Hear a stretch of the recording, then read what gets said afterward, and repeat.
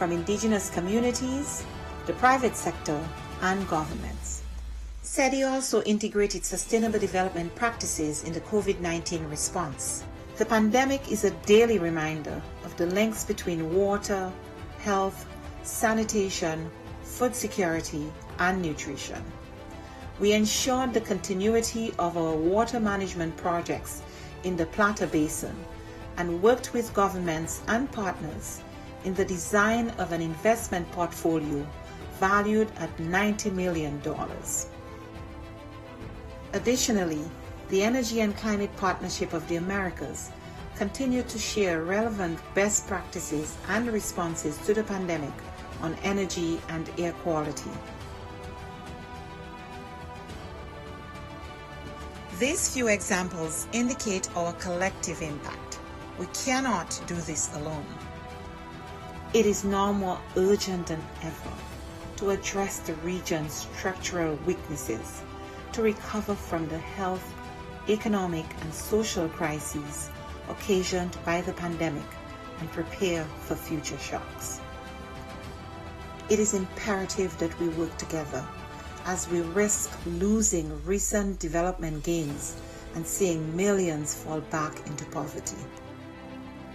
It is time for the region to redirect course and pursue a more sustainable, resilient, and equitable future for all. We are in this together. But the resilience building agenda is too big for any one stakeholder to address acting alone, and simply bringing together stakeholders, whether at the national, subnational, regional, or global level, is not enough. Effective, focused, and sustained coordination among stakeholders is paramount to provide countries with integrated and comprehensive support. The OAS, as a hemispheric forum and honest broker, must continue to facilitate this process while we work with member states towards the attainment of the 2030 Sustainable Development Agenda. Cooperation, collaboration, and partnerships that include all actors strengthen us, enabling us to be more than the sum of our parts. We can and we must work together. The future of our region depends on it.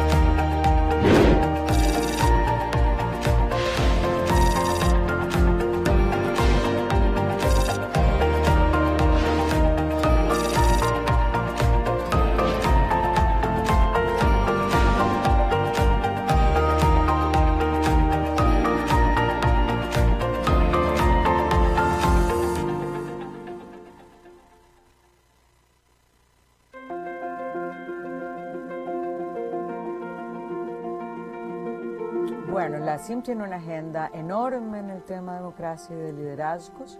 El primer ámbito tiene que ver con la gobernanza electoral, para que esta gobernanza electoral responda a las necesidades con las que fue creada, y es buscar los espacios de redistribución del poder. Después hay un programa interamericano sobre el liderazgo de las mujeres, donde generamos conocimiento y también tenemos cursos de capacitación. Hay un poderoso curso que ha llegado a más de 1000 mujeres con más de 15 ediciones, que es para candidatas electorales, en las cuales conversamos con ellas, pero también nos ponemos en una agenda de solidaridad y articulación y alianzas entre las mujeres, a pesar de las múltiples diferencias ideológicas o de partidos políticos. También hablamos de los temas de violencia política, porque no es lo mismo llegar que quedarse, y la violencia política es una forma de ejercicio de disciplinar a las mujeres para que vuelvan al mundo de lo privado y enfrentar la violencia, hacer buenas investigaciones, buenas leyes que permitan sancionar la violencia política. Es parte de las aspiraciones de la CIM en este programa de liderazgo de las mujeres.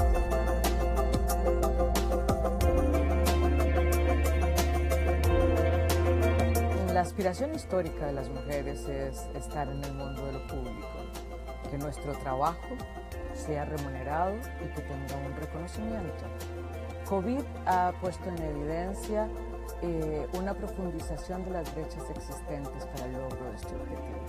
Estas brechas existentes ahora dan cuenta de que podríamos tener un rezago de más de 2 décadas en el mundo laboral, que el cierre de brechas que se previó que podía tardar 100 años en cerrarse, ahora se habla de 135 años para cerrar la brecha entre los hombres y las mujeres. Entonces nuestro objetivo es que miren el derecho de las mujeres al empoderamiento económico, que el statement "quédate en casa", que es un viejo conocido del patriarcado, no sea que nos quedemos en casa siempre, y que entendamos que la inserción de la mitad de la población, de este talento humano que tiene una serie de ventajas competitivas, es necesario para el crecimiento económico. De manera que la CIM está colocando esta realidad, está colocando las necesidades de las mujeres y está haciendo unas recomendaciones de rutas para poder cumplir con el derecho al empoderamiento económico y con el crecimiento económico que requieren nuestras empobrecidas economías en tiempos de COVID.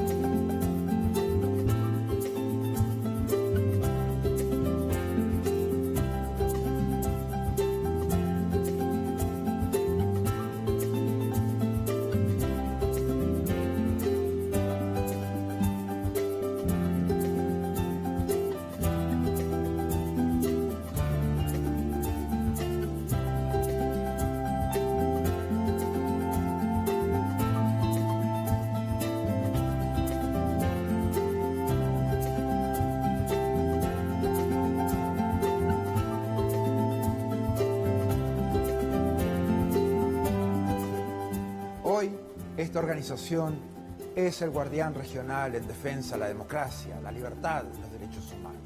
Los países se han comprometido con estos valores a través de instrumentos legales como la Carta Democrática Interamericana, la Convención Americana de Derechos Humanos y todas las demás convenciones interamericanas. Nuestro trabajo es mantener los más altos estándares. Debemos ser objetivos, analizar los hechos, denunciar cuando veamos corrupción, inequidad o amenazas a la libertad. En esos casos no podemos ser neutrales.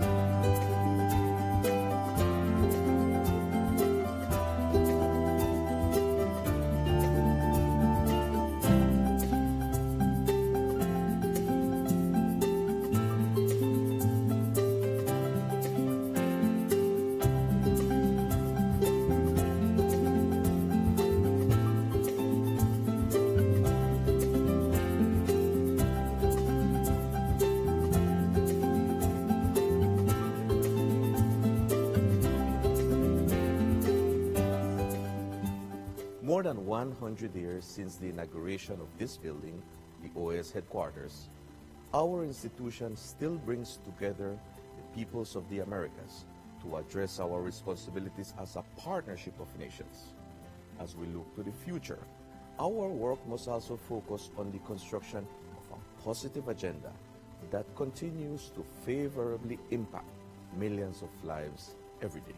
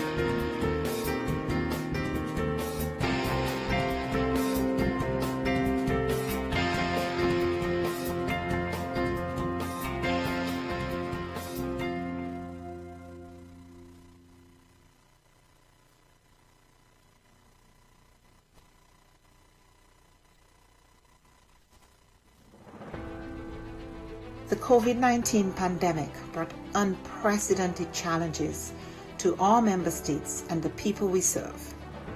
In response, the OAS Secretariat for Integral Development adopted a three-pronged approach by 1. Adjusting our portfolio of existing projects, 2. Exploring new projects to meet emerging needs, and 3. Expanding multi-sectoral partnerships.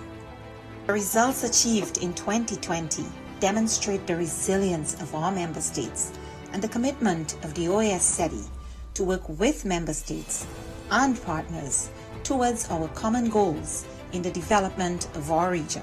Our Network on Competitiveness launched the COVID-19 Ideas Accelerator, sharing 250 tools, health solutions, responses, and recovery plans. The Network for Labor Administration published a portfolio of responses from ministries of labor to COVID-19, sharing over 420 measures taken to protect workers, employment, and income.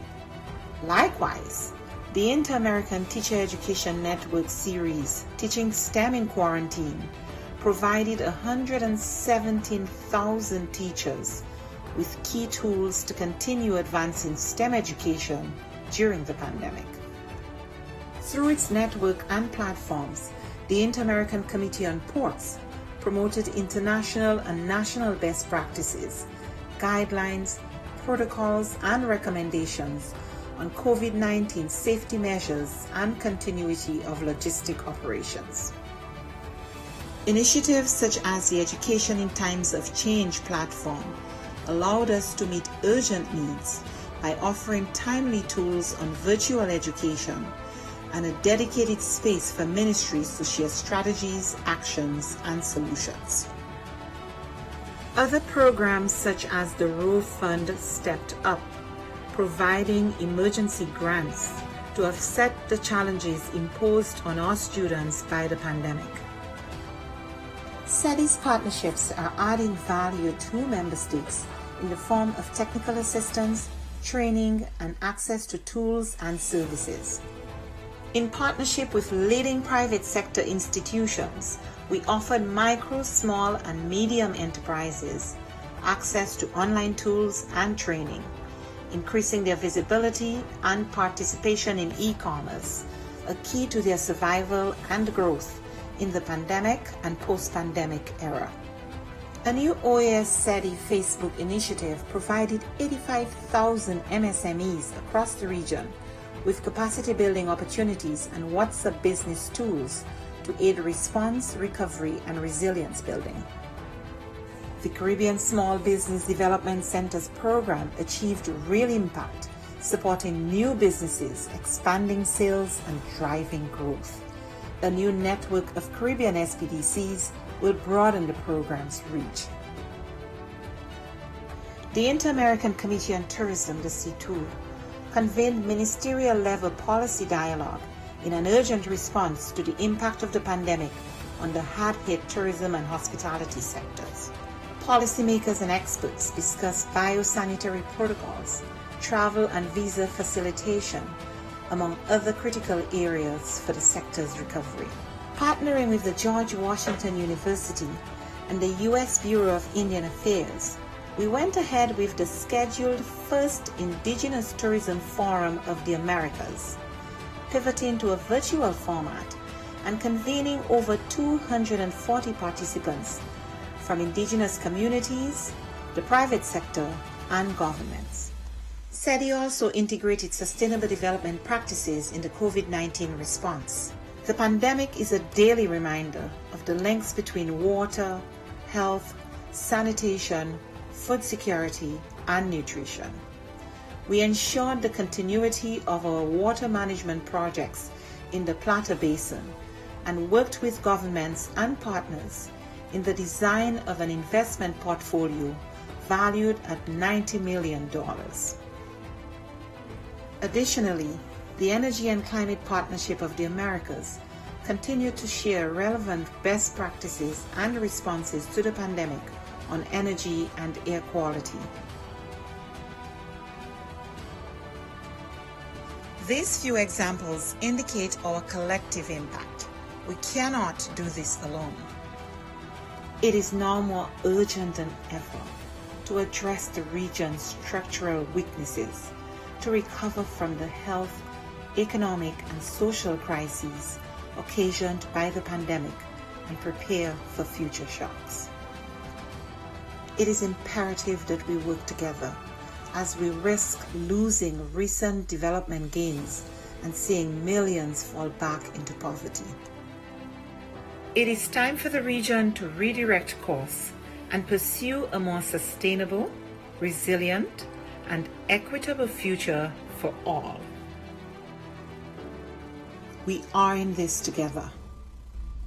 But the resilience building agenda is too big for any one stakeholder to address acting alone, and simply bringing together stakeholders, whether at the national, subnational, regional, or global level, is not enough. Effective, focused, and sustained coordination among stakeholders is paramount to provide countries with integrated and comprehensive support.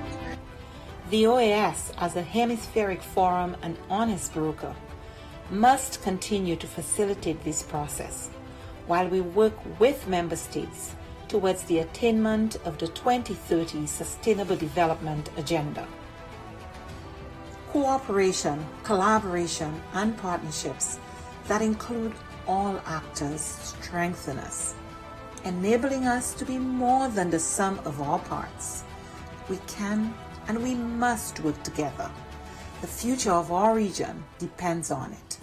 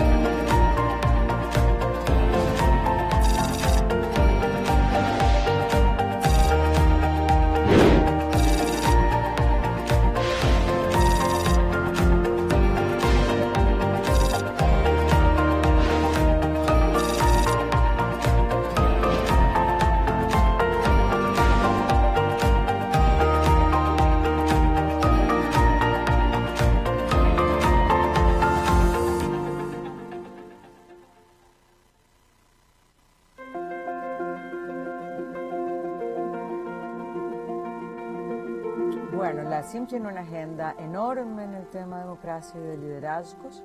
El primer ámbito tiene que ver con la gobernanza electoral, para que esta gobernanza electoral responda a las necesidades con las que fue creada, y es buscar los espacios de redistribución del poder. Después hay un programa interamericano sobre el liderazgo de las mujeres, donde generamos conocimiento y también tenemos cursos de capacitación. Hay un poderoso curso que ha llegado a más de 1000 mujeres con más de 15 ediciones, que es para candidatas electorales, en las cuales conversamos con ellas, pero también nos ponemos en una agenda de solidaridad y articulación y alianzas entre las mujeres, a pesar de las múltiples diferencias ideológicas o de partidos políticos. También hablamos de los temas de violencia política, porque no es lo mismo llegar que quedarse, y la violencia política es una forma de ejercicio de disciplinar a las mujeres para que vuelvan al mundo de lo privado y enfrentar la violencia, hacer buenas investigaciones, buenas leyes que permitan sancionar la violencia política. Es parte de las aspiraciones de la CIM en este programa de liderazgo de las mujeres.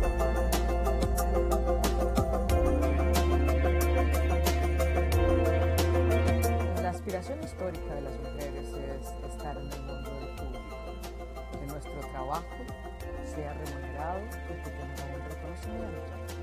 COVID ha puesto en evidencia una profundización de las brechas existentes para el logro de este objetivo. Estas brechas existentes ahora dan cuenta de que podríamos tener un rezago de más de 2 décadas en el mundo laboral. Que el cierre de brechas, que se previó que podía tardar 100 años en cerrarse, ahora se habla de 135 años para cerrar la brecha entre los hombres y las mujeres. Entonces nuestro objetivo es que miren el derecho de las mujeres al empoderamiento económico, que el statement "quédate en casa", que es un viejo conocido del patriarcado, no sea que nos quedemos en casa siempre, y que entendamos que la inserción de la mitad de la población, de este talento humano que tiene una serie de ventajas competitivas, es necesario para el crecimiento económico. De manera que la CIM está colocando esta realidad, está colocando las necesidades de las mujeres y está haciendo unas recomendaciones de rutas para poder cumplir con el derecho al empoderamiento económico y con el crecimiento económico que requieren nuestras empobrecidas economías en tiempos de COVID.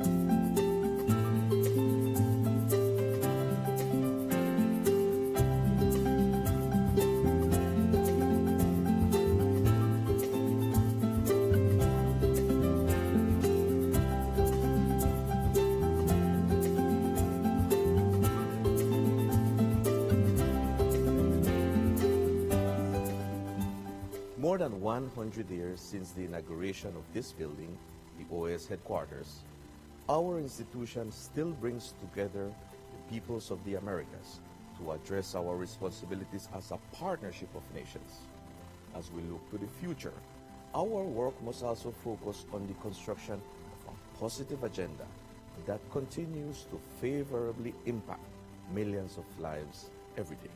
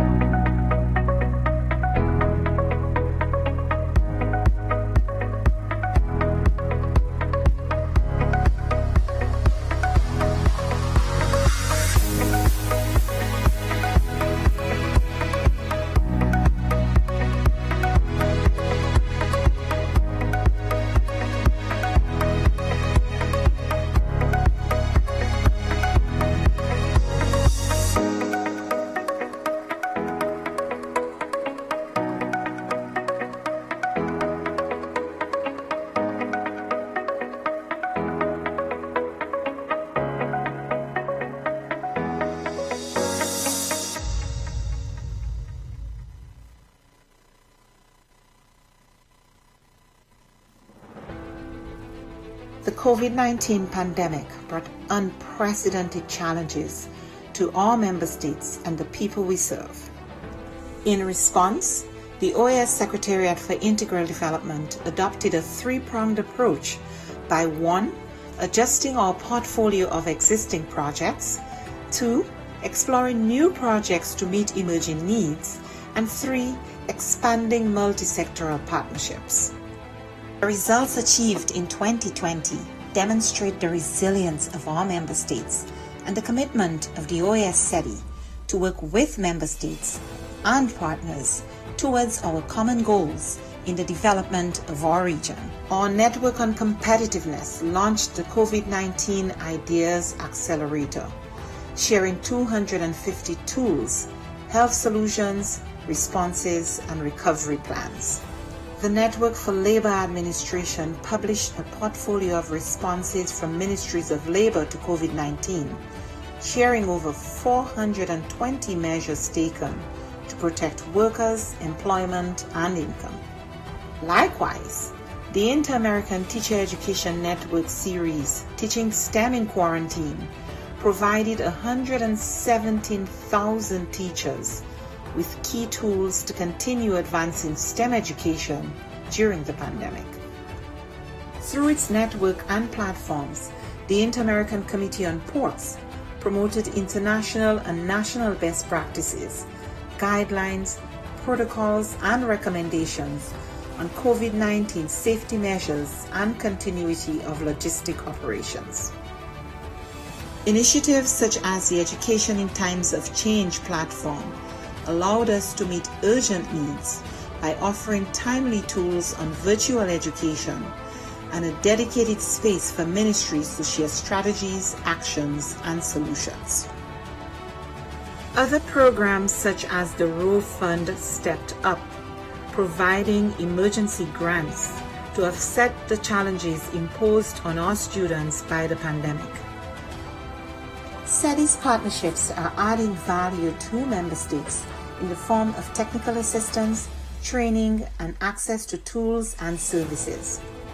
In partnership with leading private sector institutions, we offered micro, small, and medium enterprises access to online tools and training, increasing their visibility and participation in e-commerce, a key to their survival and growth in the pandemic and post-pandemic era. A new OAS SETI Facebook initiative provided 85,000 MSMEs across the region with capacity building opportunities and WhatsApp business tools to aid response, recovery, and resilience building. The Caribbean Small Business Development Center's program achieved real impact, supporting new businesses, expanding sales, and driving growth. The new network of Caribbean SPDCs will broaden the program's reach. The Inter-American Committee on Tourism, the CTOUR, convened ministerial-level policy dialogue in an urgent response to the impact of the pandemic on the hard-hit tourism and hospitality sectors. Policymakers and experts discussed biosanitary protocols, travel and visa facilitation, among other critical areas for the sector's recovery. Partnering with the George Washington University and the U.S. Bureau of Indian Affairs, we went ahead with the scheduled first Indigenous Tourism Forum of the Americas, pivoting to a virtual format and convening over 240 participants from indigenous communities, the private sector, and governments. SETI also integrated sustainable development practices in the COVID-19 response. The pandemic is a daily reminder of the links between water, health, sanitation, food security, and nutrition. We ensured the continuity of our water management projects in the Plata Basin and worked with governments and partners in the design of an investment portfolio valued at $90 million. Additionally, the Energy and Climate Partnership of the Americas continued to share relevant best practices and responses to the pandemic on energy and air quality. These few examples indicate our collective impact. We cannot do this alone. It is now more urgent than ever to address the region's structural weaknesses, to recover from the health, economic, and social crises occasioned by the pandemic and prepare for future shocks. It is imperative that we work together as we risk losing recent development gains and seeing millions fall back into poverty. It is time for the region to redirect course and pursue a more sustainable, resilient, and equitable future for all. We are in this together. But the resilience building agenda is too big for any one stakeholder to address acting alone, and simply bringing together stakeholders, whether at the national, subnational, regional, or global level, is not enough. Effective, focused, and sustained coordination among stakeholders is paramount to provide countries with integrated and comprehensive support. The OAS, as a hemispheric forum and honest broker, must continue to facilitate this process while we work with member states towards the attainment of the 2030 Sustainable Development Agenda. Cooperation, collaboration, and partnerships that include all actors strengthen us, enabling us to be more than the sum of our parts. We can and we must work together. The future of our region depends on it.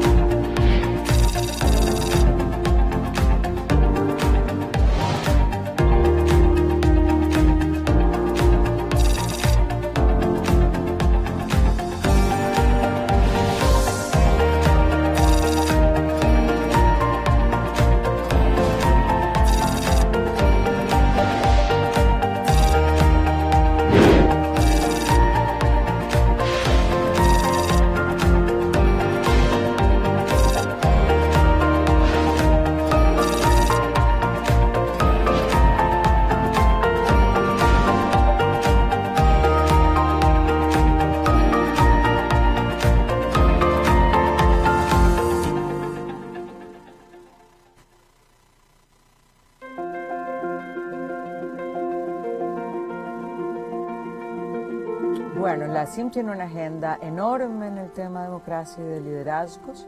El primer ámbito tiene que ver con la gobernanza electoral, para que esta gobernanza electoral responda a las necesidades con las que fue creada, y es buscar los espacios de redistribución del poder. Después hay un programa interamericano sobre el liderazgo de las mujeres, donde generamos conocimiento y también tenemos cursos de capacitación. Hay un poderoso curso que ha llegado a más de 1000 mujeres con más de 15 ediciones, que es para candidatas electorales, en las cuales conversamos con ellas, pero también nos ponemos en una agenda de solidaridad y articulación y alianzas entre las mujeres, a pesar de las múltiples diferencias ideológicas o de partidos políticos. También hablamos de los temas de violencia política, porque no es lo mismo llegar que quedarse, y la violencia política es una forma de ejercicio de disciplinar a las mujeres para que vuelvan al mundo de lo privado y enfrentar la violencia, hacer buenas investigaciones, buenas leyes que permitan sancionar la violencia política. Es parte de las aspiraciones de la CIM en este programa de liderazgo de las mujeres.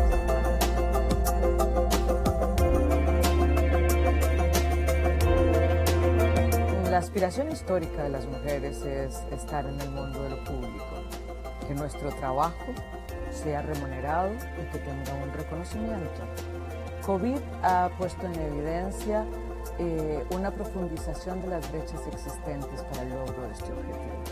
Estas brechas existentes ahora dan cuenta de que podríamos tener un rezago de más de 2 décadas en el mundo laboral, que el cierre de brechas que se previó que podía tardar 100 años en cerrarse, ahora se habla de 135 años para cerrar la brecha entre los hombres y las mujeres. Entonces, nuestro objetivo es que miren el derecho de las mujeres al empoderamiento económico, que el statement "quédate en casa", que es un viejo conocido del patriarcado, no sea que nos quedemos en casa siempre, y que entendamos que la inserción de la mitad de la población, de este talento humano que tiene una serie de ventajas competitivas, es necesario para el crecimiento económico. De manera que la CIM está colocando esta realidad, está colocando las necesidades de las mujeres y está haciendo unas recomendaciones de rutas para poder cumplir con el derecho al empoderamiento económico y con el crecimiento económico que requieren nuestras empobrecidas economías en tiempos de COVID.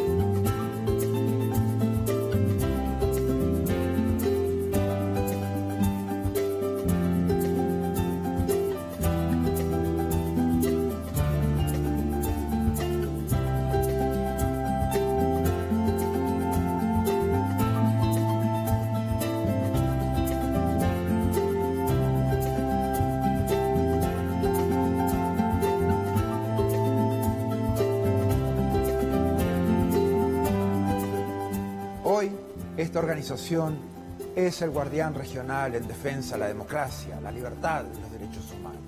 Los países se han comprometido con estos valores a través de instrumentos legales como la Carta Democrática Interamericana, la Convención Americana de Derechos Humanos y todas las demás convenciones interamericanas.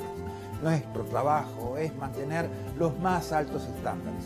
Debemos ser objetivos, analizar los hechos, denunciar cuando veamos corrupción, inequidad o amenazas a la libertad.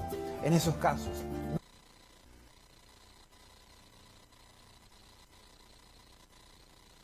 of this morning.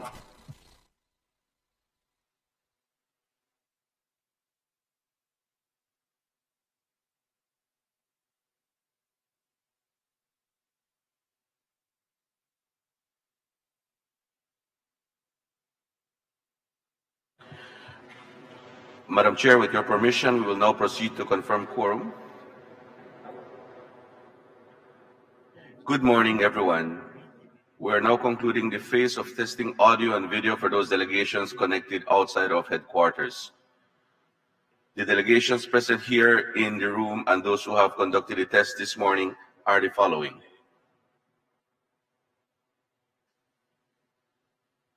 Antigua and Barbuda, Argentina, Bahamas, Belize, Bolivia, Canada, Colombia, Costa Rica, Dominica, El Salvador, the United States, Grenada, Haiti, Honduras, Jamaica, Mexico, Panama, St. Kitts and Nevis, St.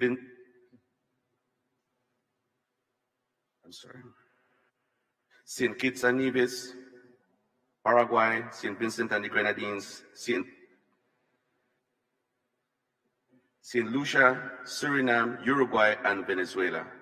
Thank you, Madam Chair.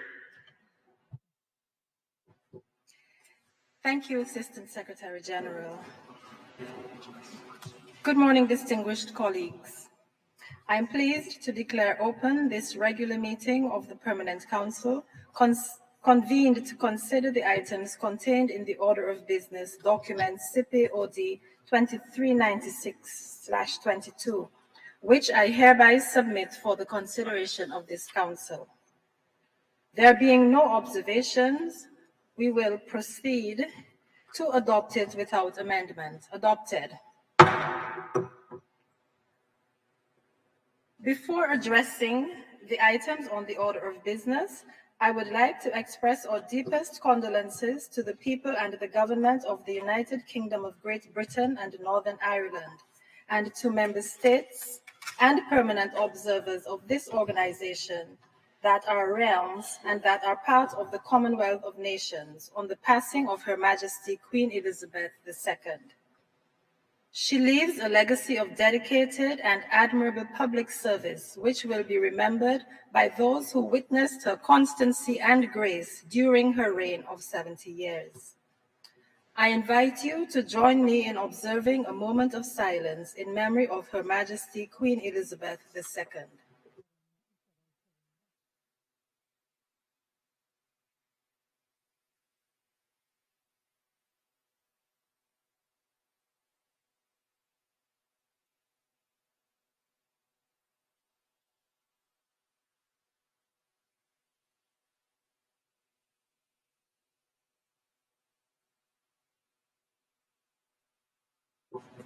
Thank you.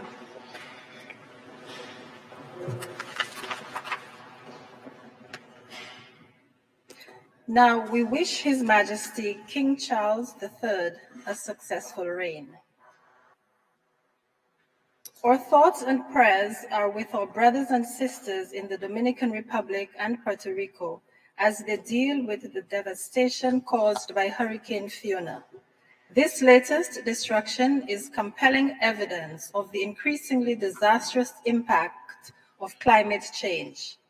If drastic and effective mitigation measures are not taken now by all parties, it will become even more challenging and costly in the future to address the economic, social, and environmental effects of climate change.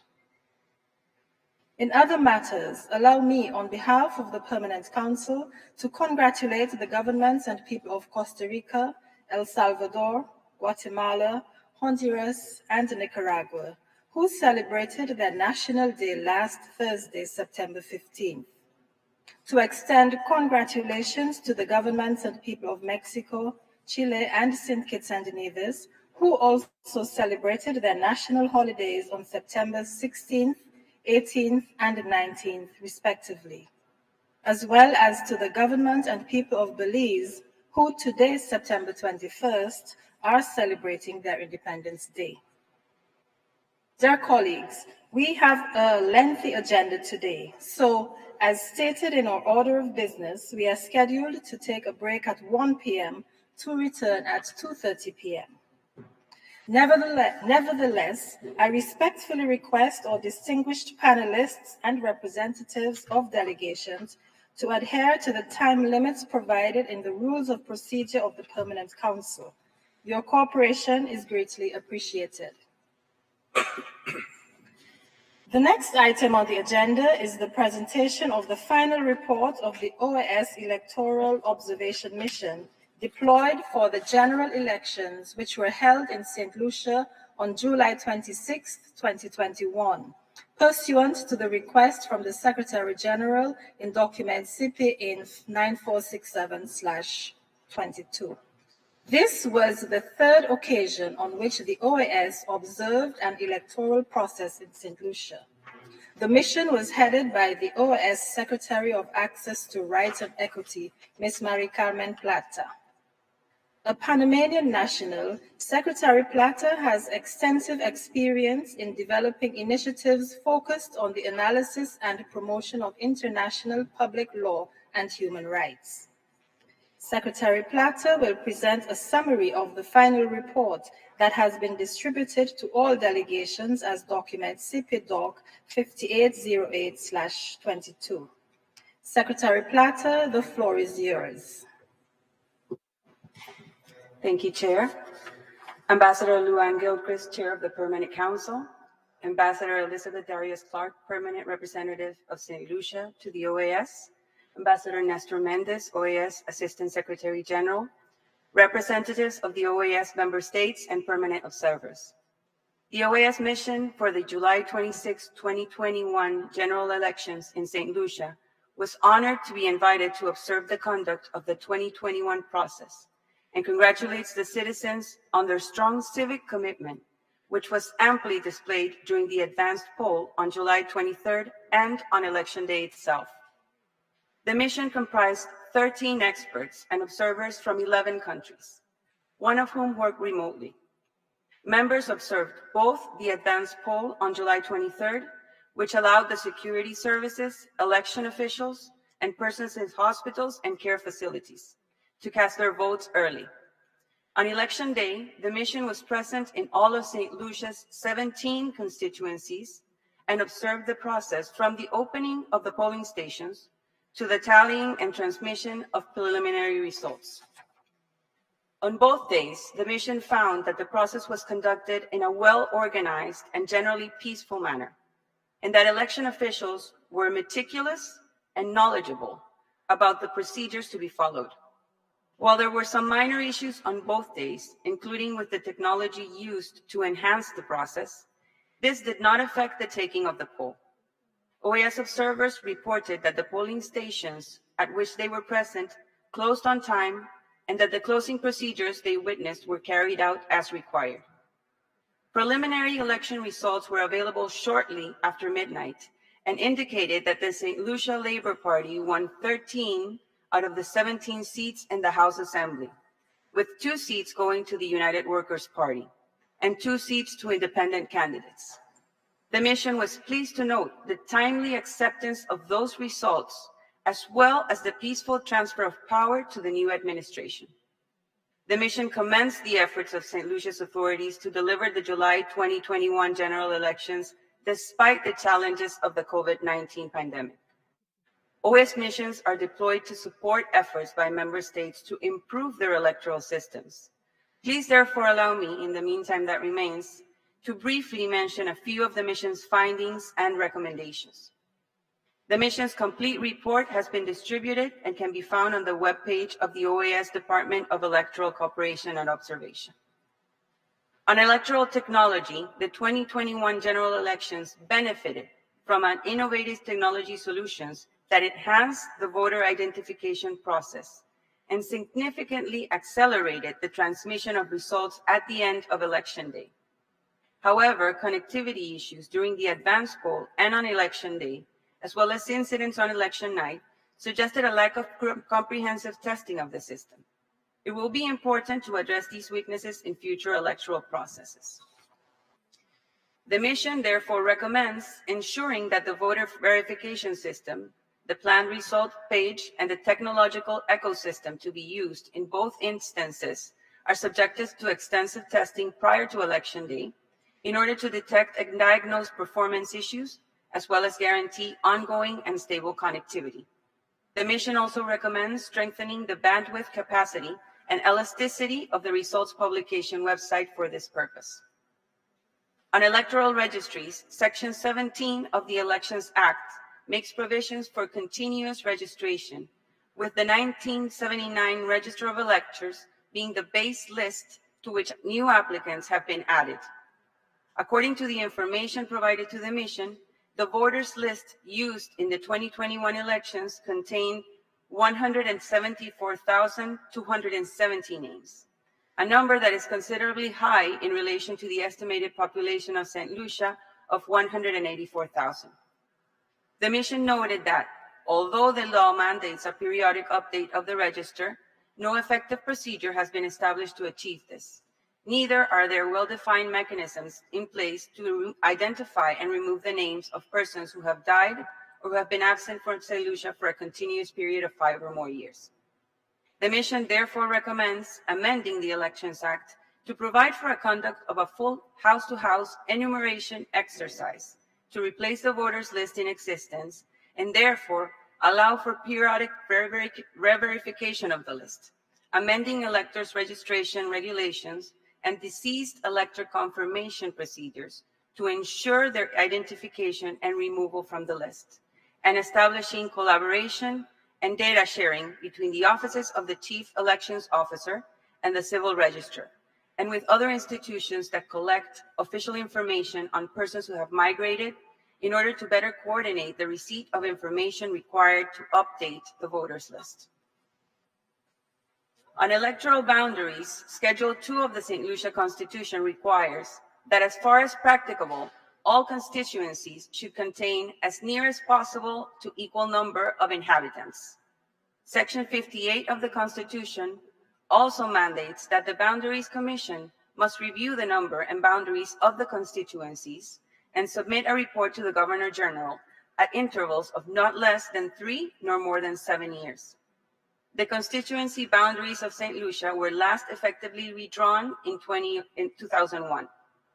In the interim, population growth and internal migration have created an imbalance in the distribution of electors across the country, with the largest constituency, Gros-Islet, containing over 4 times as many electors as the smallest, Dennery South.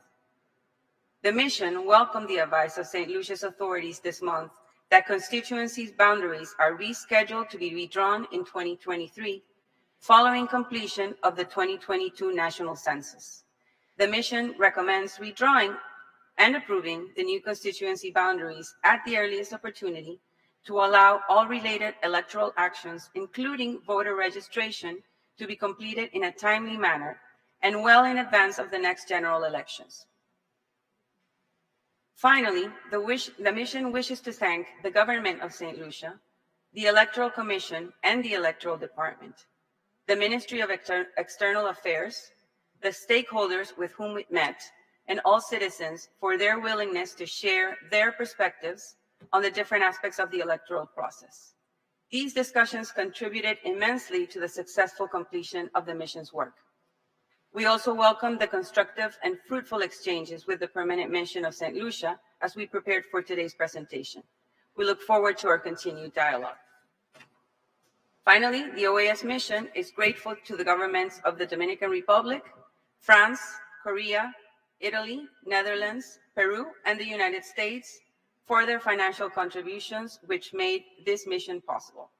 And on a personal note, I would also like to thank the DECO team, Secretary Guerrero, Gerardo, Melin Glynn, and the rest of the team who accompanied Brenda Santamaria for their extremely professional work during a pandemic still, and the work that they've done thereafter to be able to present this report today. Thank you very much, Chair.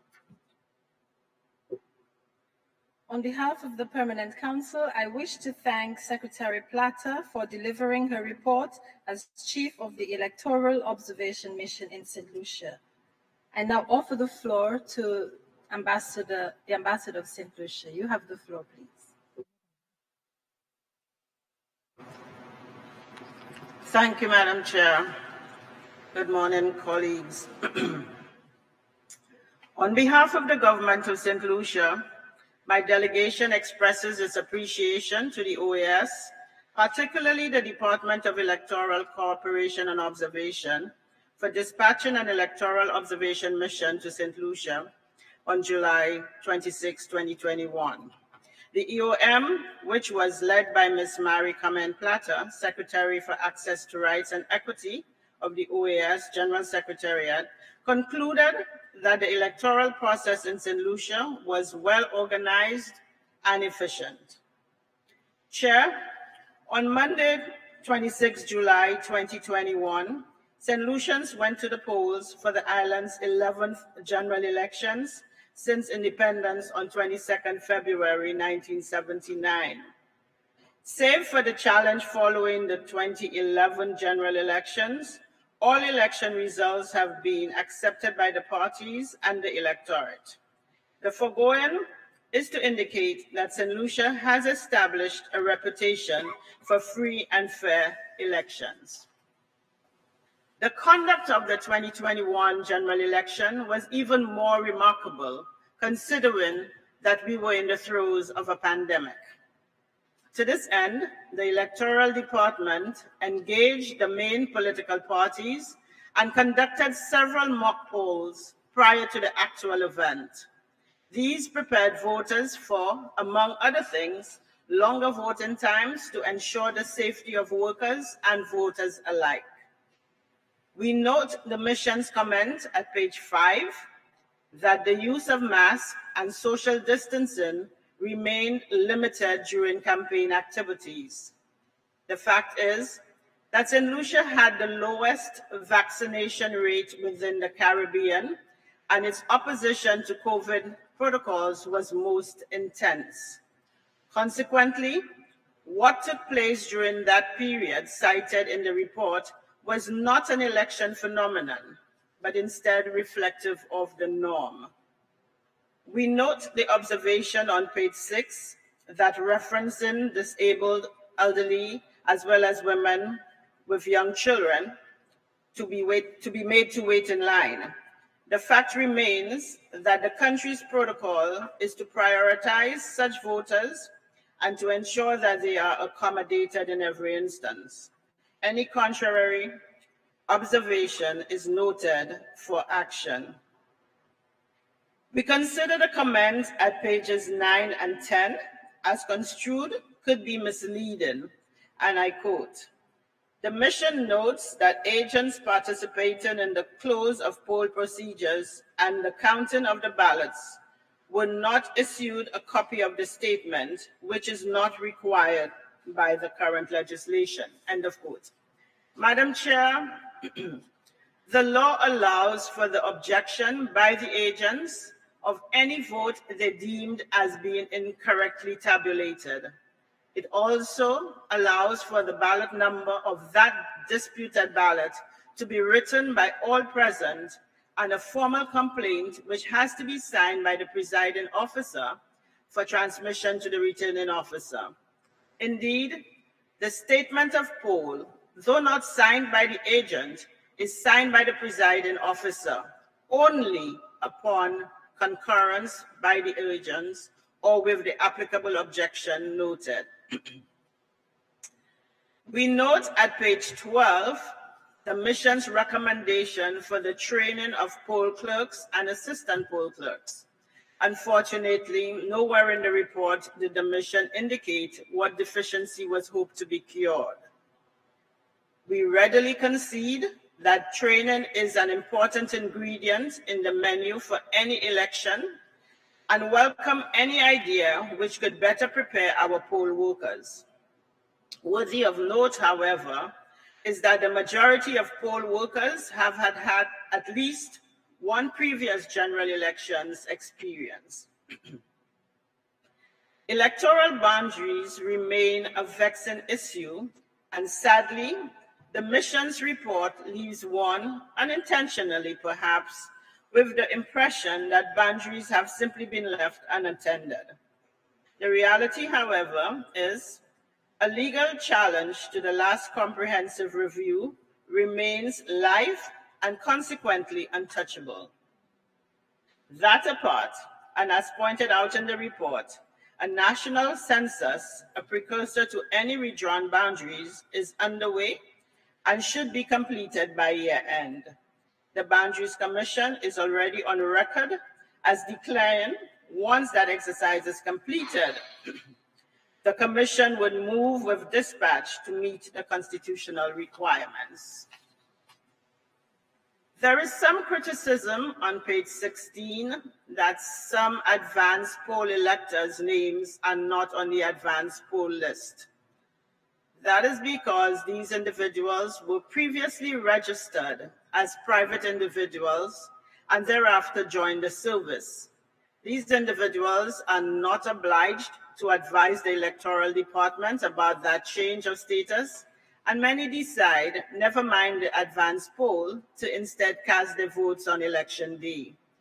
We have been advised that to limit their names to only the advance poll and prevent them from having a choice would be a constitutional breach of their rights.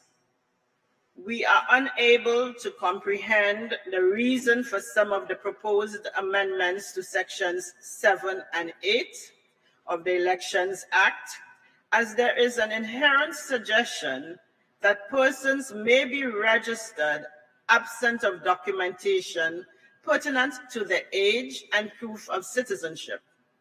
On the contrary, at every registration center posted on the buildings are 6-foot-size posters detailing all of the documents required for registration, including proof of residence. It would appear that in commenting on participation of women, page 18, the mission may be in excess of its jurisdiction. Moreover, we believe that it is not possible to make a proper evaluation on the reasons for women's participation or lack thereof by merely observing a general election. Such a conclusion requires a more in-depth analysis of pre-election daily activity. Such an analysis will reveal that limited candidacy by women is largely by choice and not by either a policy to that effect or coercion. Chair, notwithstanding our proud history of free and fair elections, St. Lucia welcomes observer missions, and in addition to the OAS, the elections were also observed by a formal CARICOM mission and observers from the UK. We continue to take all recommendations on board to further improve on our conduct of polls. I thank you.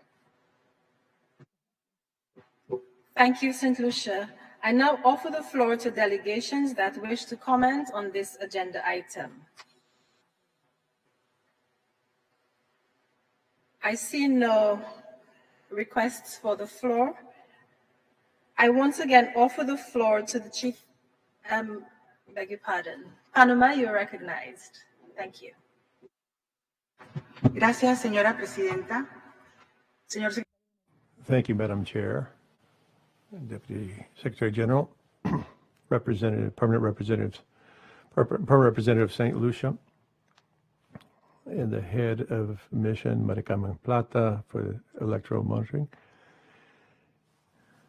My dear colleague, too, as I mentioned in other opportunities, and I reiterate the value to our delegation that we call women as chief of mission for electoral observation missions, making sure and ensuring that the mechanisms of our institute fulfilling the mandate in resolution that was approved unanimously in March 2020. Panama is thankful for the report that was presented. We take note. We once again recognize the leadership in carrying out this mission, and we praise the labor of work and the efforts carried out to carry out this mission in St. Lucia. This observation mission in St. Lucia, which was deployed with additional challenges that stem from COVID-19 pandemic, we're able to oversee the development of mechanisms and ensure that they can continue carrying out these observation missions. Madam Chair, I finalize reiterating Panama's call to continue pushing forward the necessary measures to give women in all of their diversity and positions of leadership without question. Thank you.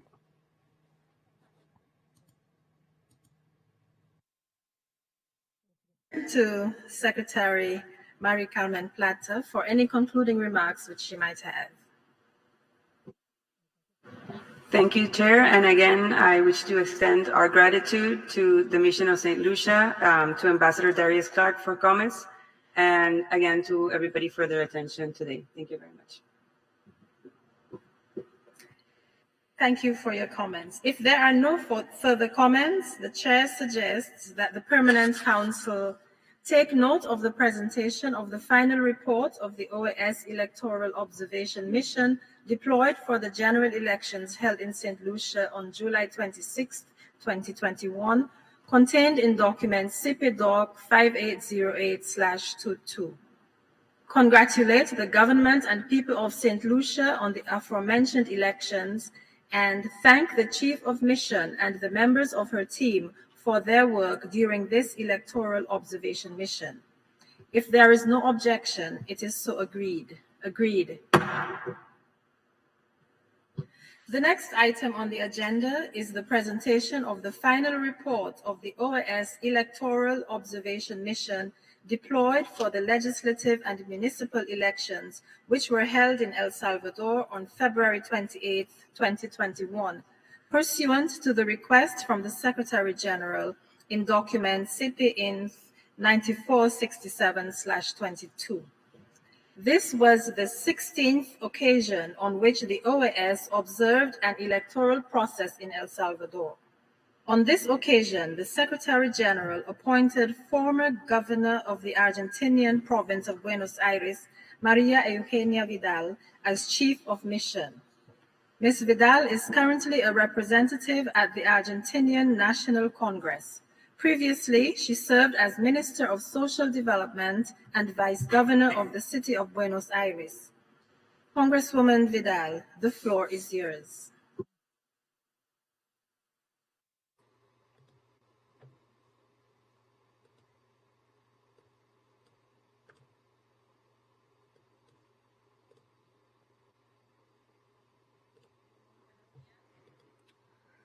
Good morning.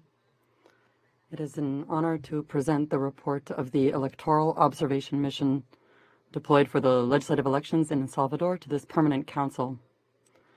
Ambassador Luan Galen-Gilchrist, Chair of the Permanent Council, Mr. Castillo, Permanent Representative of El Salvador, Mr. Niner Mendez, Assistant Secretary General, representatives of the member states, and permanent observers to the OAS. The mission consisted of 21 observers and specialists of 10 nationalities. Given the challenges posed by the global health situation, the mission operated both in person and virtually, with 16 experts and observers in the country and 5 working remotely. It conducted a substantive analysis on technical aspects of the elections, including electoral organization and technology, political financing, political participation, women, and electoral justice. The mission highlights the high citizen participation during the voting, which even given the pandemic exceeded the rate registered in previous similar processes. The mission also highlights the commitment of hundreds of members of the voting boards and party monitors who, due to the complexity of the counting model, one of the most complex in the region, had to work long hours to complete the process. Finally, I would like to acknowledge all people who, from different areas, collaborate a peaceful and civic election day. In order to make best use of our time, I'll briefly mention the mission's findings and some of the recommendations on the issues. The complete report was distributed to delegations and can be consulted online on the Department for Electoral Cooperation and Observation. The political electoral context was characterized by an atmosphere of confrontation and polarization, which went beyond the usual rivalry. The OAS-COM observed verbal attacks between various parties and institutional figures, and as well as the death of 2 party militants in San Salvador. The mission also received information on attacks against members of the press, including stigmatization and discrediting journalists and media outlets. In parallel to the conflicts described above, there were questions and accusations directed at the electoral authorities. They were especially focused on technology, the technology that had been used for the first time to facilitate the counting and the transmission of the results. The OAS received with dismay from some of the judges from the Supreme Electoral Tribunal and members of the temporary bodies who mentioned that they had been threatened during their functions.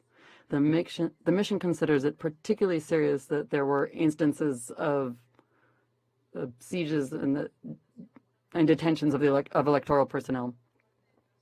The confrontation was a concern that was reiterated by the mission and by various actors. There's a perception of erosion of democratic debate and the lack of civility. The mission considers that it's necessary for Salvadoran society to establish spaces to reach basic agreements. Shortcomings of an electoral process should not be used as a pretext to undermine institutionality, rather to support and strengthen it. Political financing. Non-payment of the advance payment of the political debt that corresponds large was a main finding in this matter. So the government explained to the mission that this was due to the need for additional resources to deal with the effects of the pandemic.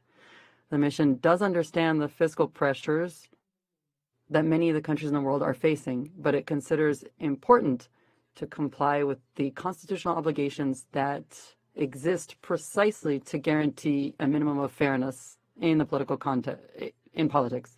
In addition, the mission received a generalized complaint regarding what was perceived as a use of public funds to influence the voters' wills. In addition, there is no ceiling on individual contributions or total campaign expenses. As the other EOMs have pointed out in 2015, 2018, and 2019, there is still a need to strengthen the tasks of political financing oversight.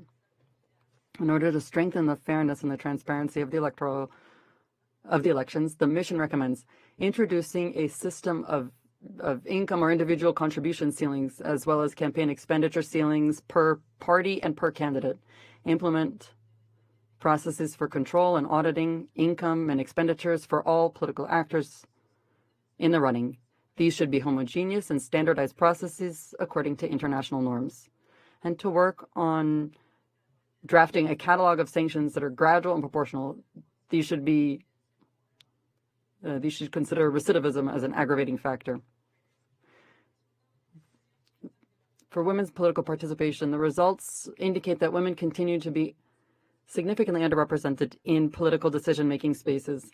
Women's participation in the assembly has decreased between and after 2021. It dropped to just 23. That's just 27.4% of the total number of seats. Locally, women still occupy just over 10% of the country's mayoral offices. So in terms of the funding necessary for political participation, the mission verified that the current legislation does not establish funding for women's candidacies.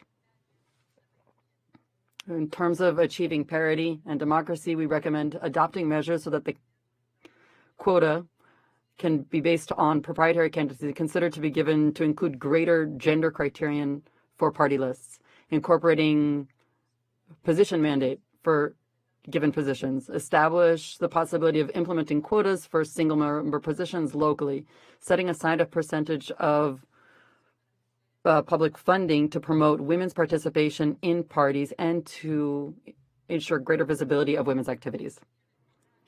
In terms of electoral technology, while it is important to recognize the information is available to the public, or was available to the public on election night, the mission considers that there are many areas for improvement in terms of election technology, including the lack of simulations or tests whereby 100% of the technology can be tested.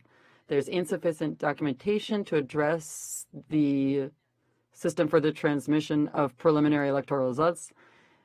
There's insufficient planning on formal procedures associated with management on election day, and there are other issues we identified. In addition, none of the parties or political forces were present when the tests were conducted the week prior to the election. So the mission recommends conducting comprehensive tests, including 100% of the technology that simulate as best as possible election day conditions, implementing systematized mechanism for large-scale project documentation, which allows for technical documentation of all modules that make up the ecosystem for publishing consolidating results, and encouraging participation of parties for supervision and control of the electoral process. Finally, developing a plan for handling incidents that could arise while computing the results. The mission is grateful to the Supreme Electoral Tribunal for invitation to observe these elections and for collaboration in carrying out our work. We would also like to thank the government of El Salvador, specifically the Ministry of Foreign Affairs, and underscore the support of a number of public institutions that provided assistance to the OAS team. Finally, the mission is grateful for the funding contributions of Canada, South Korea, Spain, the United States, France, Italy, and the Dominican Republic, who made this deployment possible. And personally, I would like to say the professionalism, the commitment,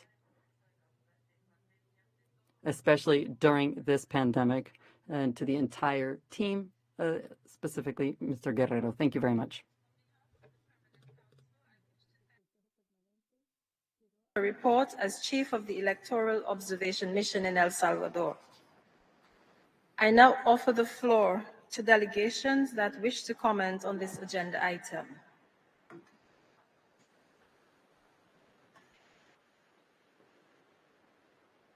I will now ask Canada to defer to El Salvador at this point. Thank you very much, Canada. El Salvador, the floor is yours.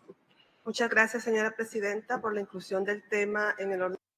Thank you, Madam Chairman, for including this in today's agenda.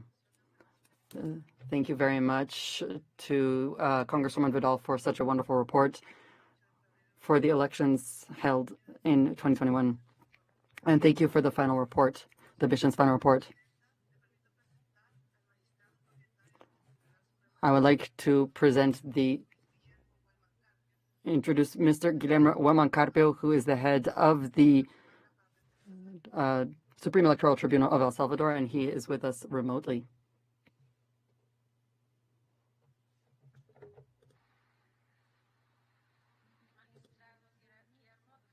Justice Guillermo.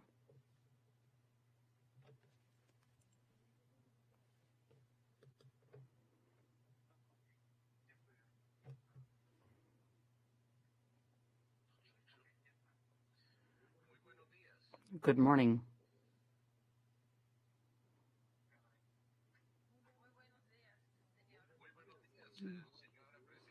Good morning, Chairman. It is an honor to be with you today and a pleasure to be before this prestigious international organization.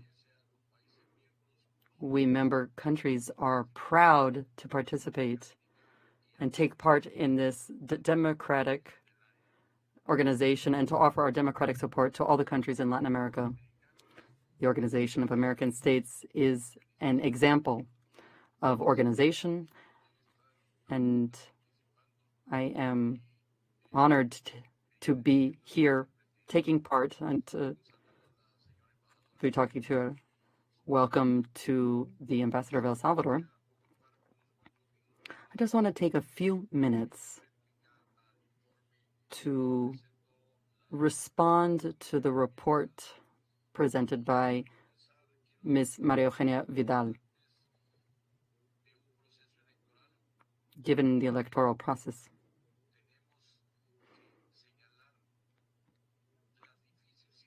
It bears noting that we were facing an incredibly difficult situation.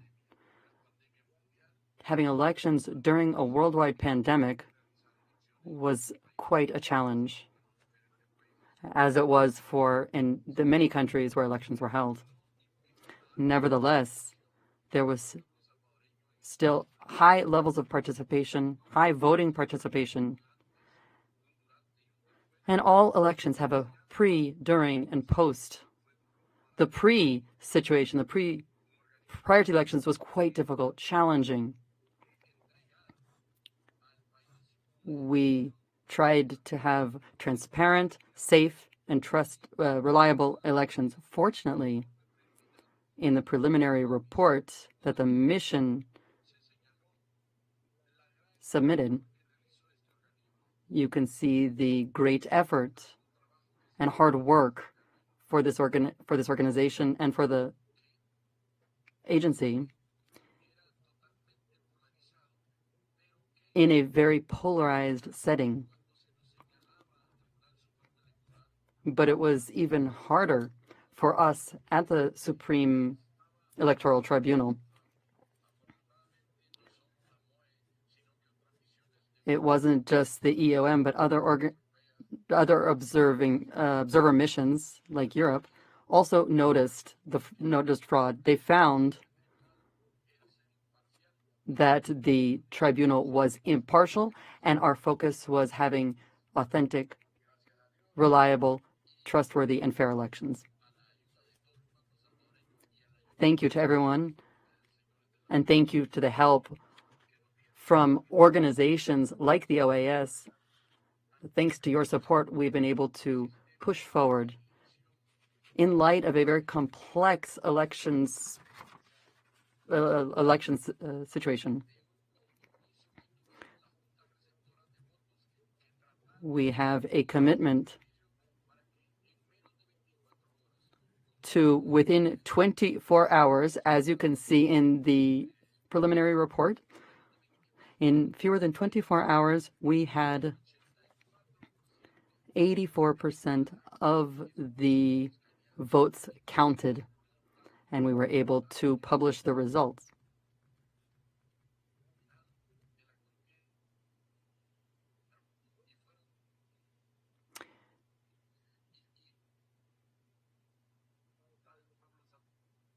The booth apologizes, but the incoming audio is choppy.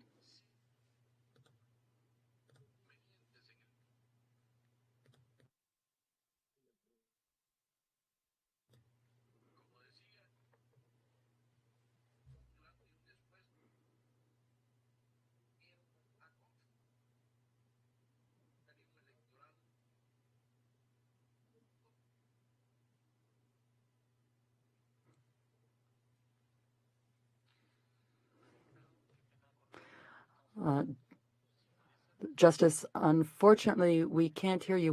We're getting choppy audio. Would you be able to refresh your screen, refresh your browser?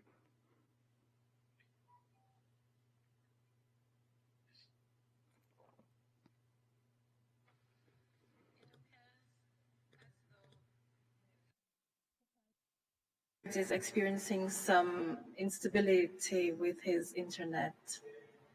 We hope that he refreshes and rejoins us shortly. Thank you.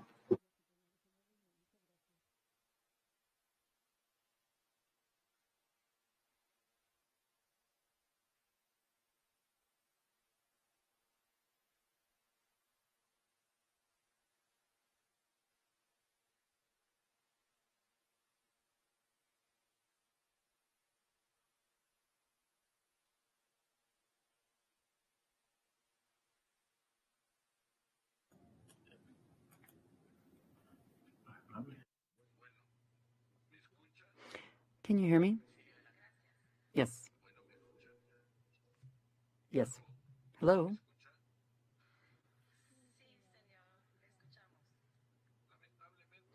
Unfortunately,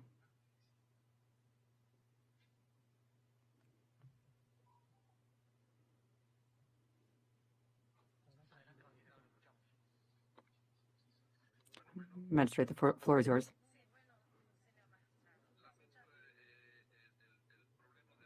I apologize for the communications difficulties. If you can hear me, I would just like to wrap up by thanking the mission, the observation mission, the 14th EOM, for their observations for the most recent elections. I would like to thank you also for those of you who were present and came to El Salvador.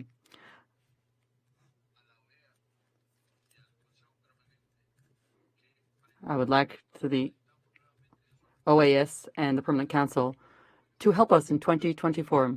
We will need a new mission, a new electoral observation mission. The 2024 elections are going to be more complex.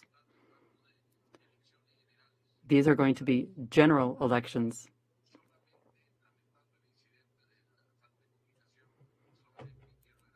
So I apologize for the communications problems. I want to thank you for the opportunity to take part in this meeting today. I want to thank you for your attention, and would like to thank you for your deference with the Supreme Electoral Tribunal and with the government of Salvador.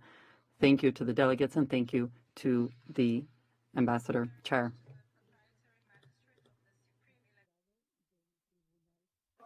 Mr. Luis Guillermo Wellman Carpio. I now offer the floor to Canada. Canada, you have the floor, please. Merci beaucoup, Madame la Présidente. C'est un plaisir de vous voir ce matin et de voir tous nos collègues ici aujourd'hui aussi. Je commencerai seulement avec quelques mots en français, puis après quelques mots en anglais aussi. Le Canada accueille... These are some of my observations. Canada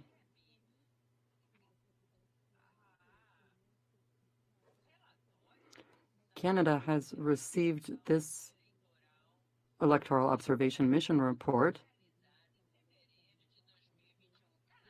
which for the elections carried out in February 2021. We were very pleased to have helped with this presentation, with this mission, with this report, and we support democracy and freedom in the region. Freedom for the press, freedom for journalism, and the right to vote. We're also very thankful for the electoral observation mission, and we contribute to democratic institutions in the region. This is an opportunity to thank the department for your hard work.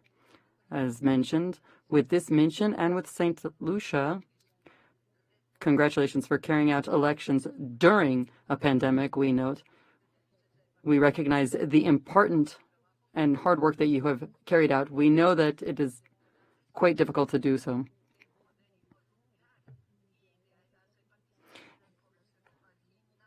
It is laudable, all the work that is done with the marginalized people and working on topics to overcome barriers and difficulties faced by minorities, Afro-descendants, indigenous, and LGBTQI communities. Thank you very much. And if I may, my brief comments will apply to this agenda item and the previous one as well, since they refer generally to the important work of electoral observation missions. I'd like to thank both Ms. Plata and Ms. Vidal for their presentations and echo the words of Ambassador Adset regarding to give thanks and to credit the work of DECO and this important function. The United States really does believe that these electoral observation missions represent one of the most vital areas of work of the Organization of American States. I especially appreciate Clark and the presenter in the previous conversation. No matter how long a country has been holding elections, we can all still improve. And it's these sorts of detailed conversations that we need to improve our processes to support democracy throughout the hemisphere. And finally, I would just like to again take the opportunity to point out that while this work is so vital, it also depends upon voluntary contributions. And so the United States encourages all member states to find a way to make contributions to this work so that we can all affirm the importance of this work in the OAS. Thank you. Thank you, United States. If Congresswoman Vidal is still with us, I'd like to offer her the floor once again for her concluding remarks.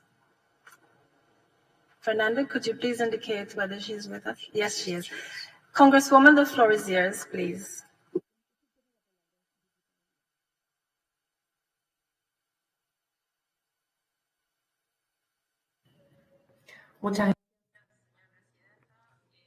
Thank you, to Madam Chairwoman. I'd like to thank all of the opinions shared here. I thank you all for your teamwork, and I look forward to future teamwork and working together. Thank you very much. The Permanent Council take note of the presentation of the final report of the OAS Electoral Observation Mission deployed for the legislative and municipal elections held in El Salvador on February 28, 2021, contained in document CP-Doc 5807/22. Congratulate the government and people of El Salvador on the aforementioned elections and thank the Chief of Mission and the members of her team for their work during this electoral observation mission. If there is no objection, it is so agreed. Our next agenda item is the presentation of the 33rd report on the Organization of American States mission to support the peace process in Colombia, MAP/OAS, distributed as document CP-Doc 5804/22. On behalf of the Permanent Council, I extend a cordial welcome to the Chief of Mission of the MAP, Roberto Menendez, who will present a summary of the report. Mr. Menendez, welcome back to the OAS Permanent Council. The floor is yours. Muchísimas gracias, señora presidenta. Thank you very much, representatives, permanent representatives, chairman of the member states, representatives of the observing countries, secretary, adjunct secretary, colleagues from the organization and from the OEM. I have the honor to present to the Permanent Council the 23rd report on MAP-OAS for Colombia. This is a summary of the mission for the period from January 1 and June 3rd, 2022. In this period, the MAP carried out 1,217 missions covering 190 cities in 26 departments. To do this, we needed to go over 1,100 kilometers and 1,100 land kilometers and 2,200 water kilometers. This we carried out in thanks to the 17 offices throughout the country and their expertise. Madam Chairman, I would like to send my best to Gustavo Petro Orreo, President, and to the Vice President of Colombia, who have been very gracious to MAP and the OAS. I would also recognize the permanent representative, Dr. Vargas Sil, representative to the OAS. To the teams, to the current authorities and government employees. The mission has had the opportunity to offer several recommendations for the first 100 days of the government, including the recommendations. The recommendations include illegal armed groups, how the civil population is being affected, reduction of illegal crops, and searching for disappeared persons, participation and dialogue in civil society, peace dialogation, bringing people back into civil society, migratory flows, and so much more. In the report from the first quarter of the year, we stress the broad civil participation, inclusive civic participation, to counter the violence and to ensure consolidation of peace throughout the country. In Arauca, Catatumbo, Cauca, Chucuy, and Putumayo, we are looking to mitigate risk factors and areas that have been affected by undermining human rights. These humanitarian missions should be considered in the dialogue and territorial processes plans. These concrete dialogues meet the needs of each context without putting civil population at risk. We like to point out the number of illegal armed groups throughout the country. We are concerned with social leadership, how human rights authorities and territorial authorities have been affected. Children and adolescents are also affected, and those who support the peace, the migratory populations, and government workers are also affected. The MAP OAS has found that the groups, we still face homicides, threats, forced disappearances, displacements, communities being confined, restrictions in terms of movement, anti-personnel mines, forced recruitment of children and adolescents, feminicide, and other gender-based violence. In the critical zones, it's Chocó, Arauco, Putumayo, and others, San Juan y Chocó, in San Gaetarendina, and the Tamborgelia corridor, and in the Sierra Nevada, and in Buenaventura. Those are the areas most affected.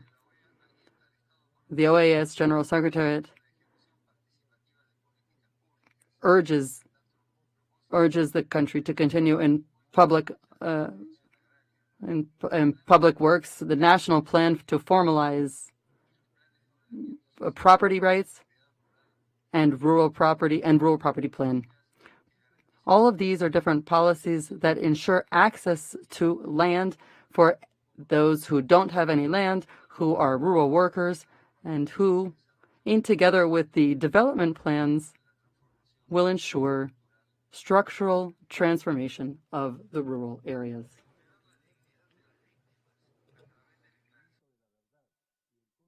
De lo ocurrido es honrarlas. Gathering the opinions of victims through truth councils, leading us to the OAS has made some important contributions to recognizing the armed conflict, which will be a major advance to ensure it not repeating. There's hope that we can strengthen trust in a nation that was impacted by armed conflict and also respects basic rights. Madam Chair, Colombia is favoring the pathway of dialogue. This pathway requires us to bring up our differences and to find solutions that unify people, our youth, our ethnic communities, the victims of armed conflict, social movements, women's movements, and all of those who are most vulnerable to violence, inequality, and crime. We find in the regional dialogues an important democratic process, an important element of our development plan as a nation. We also see it as a great opportunity for understanding the realities in which they face to develop social solutions, economic solutions, and health solutions that are necessary and that will last. Madam Chair, MAPOE recognizes AS Total, a government program that seeks complete peace, which we have publicly obtained. Peace in Colombia will be completed when all sectors enjoy it, in all territories, on all matters. It is the best mechanism for generating agreements and collective and effective solutions that can transform and ensure non-repetition. We also highlight efforts to engage peace dialogue between the government and the military groups and other illegal armed groups, seeking that they align themselves with justice. Members of the Permanent Council, The MAP OEA, with its experience, knowledge, and commitment, working over 18 years in territories that have been affected by violence and conflict and inequality, is prepared and ready to support this initiative. Achieving complete peace is imperative, and it requires solidarity with the countries of the region and of the world. A number of countries join with human resources, political support, and financial support to those and to the member states of this organization. We express our gratitude. Thank you, Madam Chair. I offer the floor to the delegations wishing to refer to the report just presented. I recognize Colombia. Buenos días. Good morning, Madam Chair, representatives and delegates. We thank the Chief of Mission, Mr. Menendez, for the presentation of the 33rd report on the work that covered January to June of 2022. As was mentioned, this initial report reflects the work of the President, President Petro, and our first female Vice President to hold this high position. So with the new Congress in our Republic, which includes for the first time the role of these efforts towards peace representing victims in the territories that were most affected by armed conflict. This report covers an important postulate. Complete peace requires all actors in all territories on all matters. Likewise, dialogue is the mechanism that will lead to agreements and will assure that they are complied with. Aspiration to a complete peace in Colombia is part of it requires that we face a number of challenges that this report highlights. The first being the need for reactivation of dialogues with the National Liberation Army, ELN, and exploring scenarios for other armed groups as needed. The other persistent problem related to narco traffic and the need to work with other armed groups in different parts of the country affect our civil society. They affect the safety of the public and personal integrity and freedom of ethnic authorities and vulnerable communities. Sadly, these groups continue to affect rural regions with forced recruitment, and persistently they use anti-personnel mines.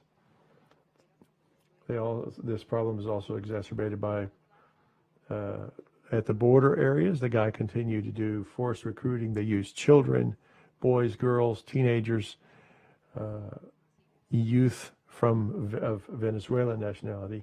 So they're involved in human trafficking and violence against women.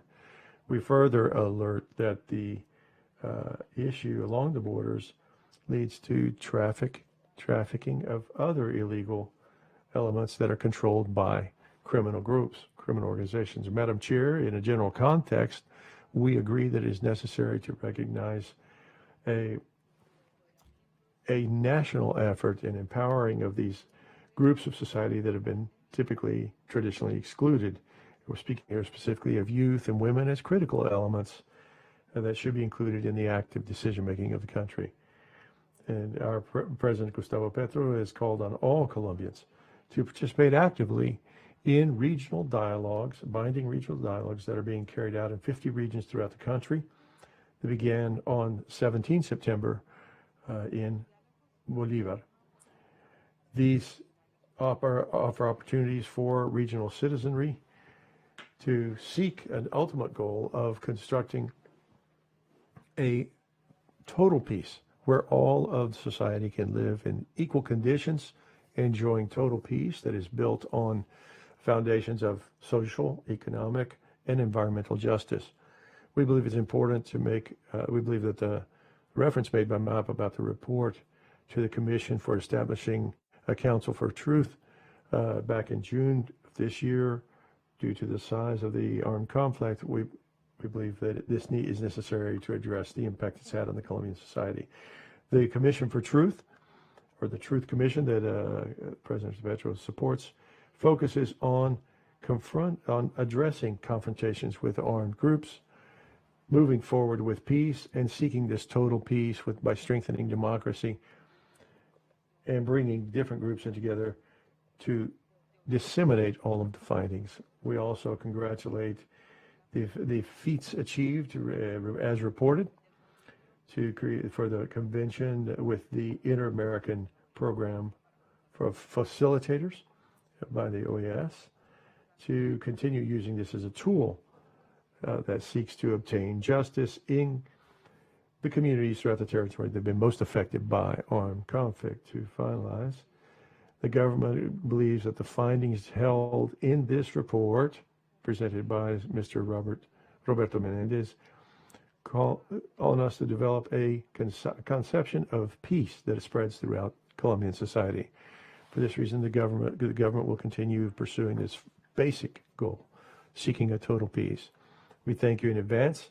We thank the international community in advance for its solidarity, for its support of MAP, and especially those countries that make up this project: Germany, Canada, Spain, United States, Italy, Netherlands, United Kingdom, and Sweden for their political and financial support, as well as Norway and Switzerland for their contributions in terms of dialogue participation. We also, the countries of the Americas have come together, and we thank them for the support they've given Colombia in this. We will also be grateful for them to accompany us in adoption of the upcoming meetings in Lima related to total peace in Colombia. Thank you very much.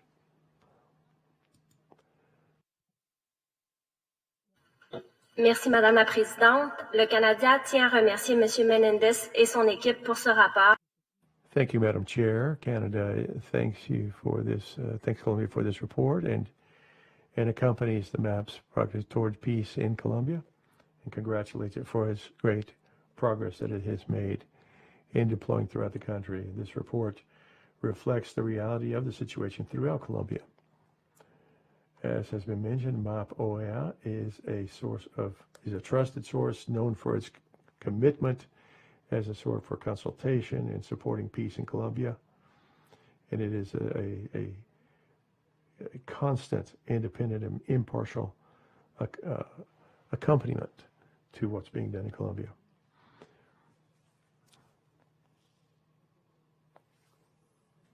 We recognize President Petro's pursuit of this objective of putting an end to armed conflict and to engage the participation of affected communities and the participation of institutions to focus on prior agreements with groups that have seen peace affected around them.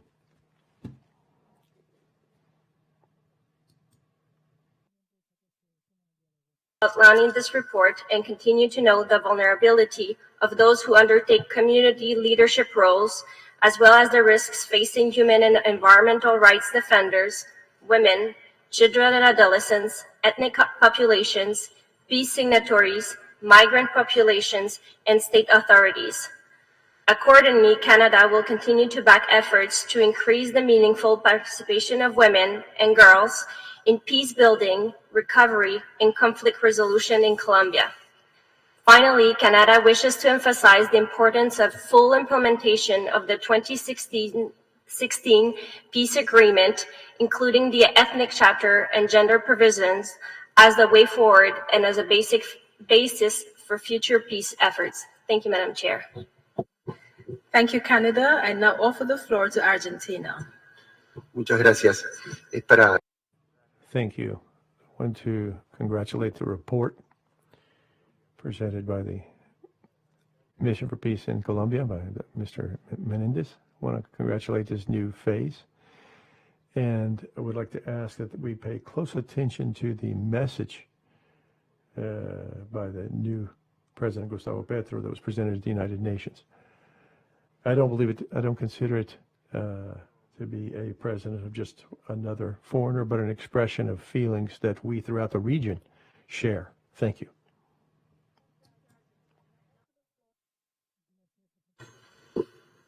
Thank you, Madam Chair. We thank Mr. Menendez for the update. We all know the difficult challenges Colombia has faced as a result of decades of internal conflict. We strongly support the peace accord and the work of the Colombian government and all stakeholders to implement it. This agreement continues to represent an admirable commitment to peace by the people of Colombia across multiple presidential administrations.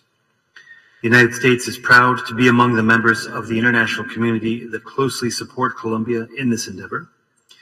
We believe firmly that successful implementation of the peace accord is vital to sustainable progression on security, stability, counter-narcotics, human rights, and economic development.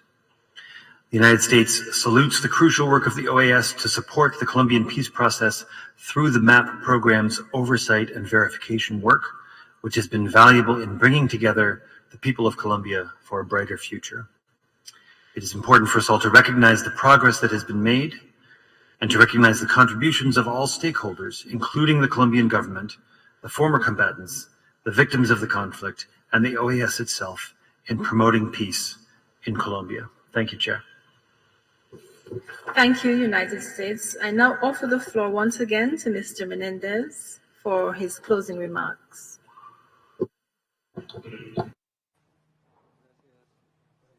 Thank you, Madam Chair. I would just like to thank you for the opportunity to address you and to reiterate the commitment, the solidarity, and the effort of the entire organization, which manifests itself in this MAP OA, which benefits the people of Colombia and the peace of our beloved country. Thank you very much. I offer the floor to Peru.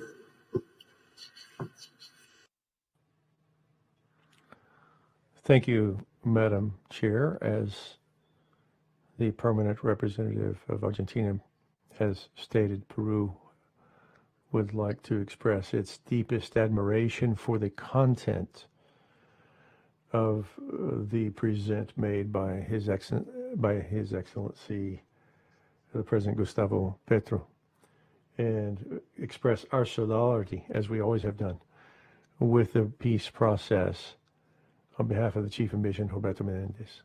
Thank you. I once again thank the Chief of Mission of the MAP for his presentation, and through him congratulate the members of the mission and the entire team at the OAS Department of Sustainable Democracy and Special Missions for the results achieved. That said, the Chair suggests that the Permanent Council take note of the presentation of the 33rd report on the Organization of American States Mission to support the peace process in Colombia, distributed as document CP-Doc 5804/22. There being no objections, it is so agreed. The next item on the agenda is the presentation of the reports on the Inter-American Commission on Human Rights execution of its regular fund budget for 2021 and the first semester of 2022.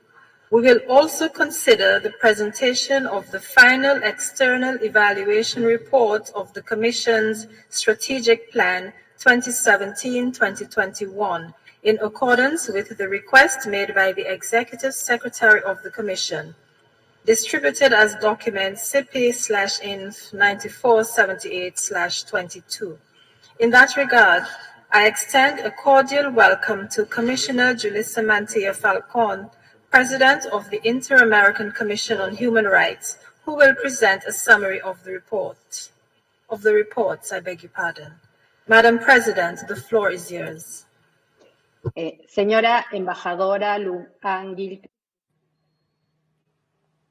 Madam President of the Permanent Council,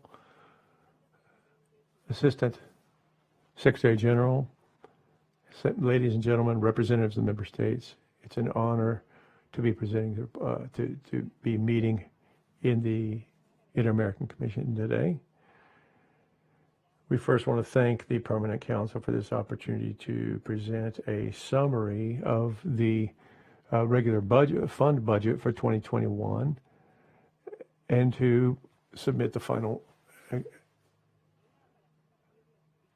I would also like to share the primary findings that came out of the final external evaluation report that covered the strategic plan for 2017 to 2021. I remind that these instruments have enshrined a regime of independence. Of course, we have fulfilled our mandate to pursue the protection of human rights.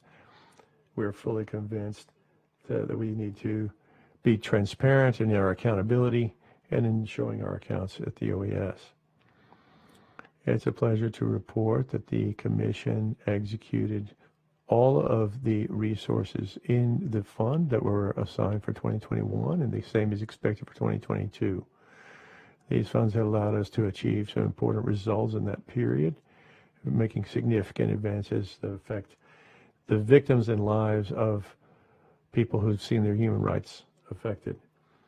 So I will present a brief synopsis of the major achievements. The Commission evaluated over 2,000 petitions. It approved 345 reports on admissibility and issued 40 cases to the Inter-American Court for Human Rights. These are some of the important advances that we've made, and it represents also more justice for victims. Furthermore, the signing of 21 friendly agreements and the renewal of these agreements and adding 117 more processes show the alternatives that we have and how we're trying to address and assist victims of human rights violations. And it also expresses the goodwill of the member states. As far as protection, in 2021, we assessed 1,085 petitions for precautionary measures, and this data reveals that the Commission has been able to effectively address the increase in demands for urgent protection. This is a result of the increasing threat to human rights in the region. We continue to strengthen the internal work that we're doing, which has led us to be able to respond immediately and effectively to human rights issues in different countries throughout the country. Through our coordination offices, in 2021, the Commission was able to maintain public presence throughout the region. Despite the pandemic, we did a virtual visit to Mexico in January to observe the human rights situation for people who face mobility issues.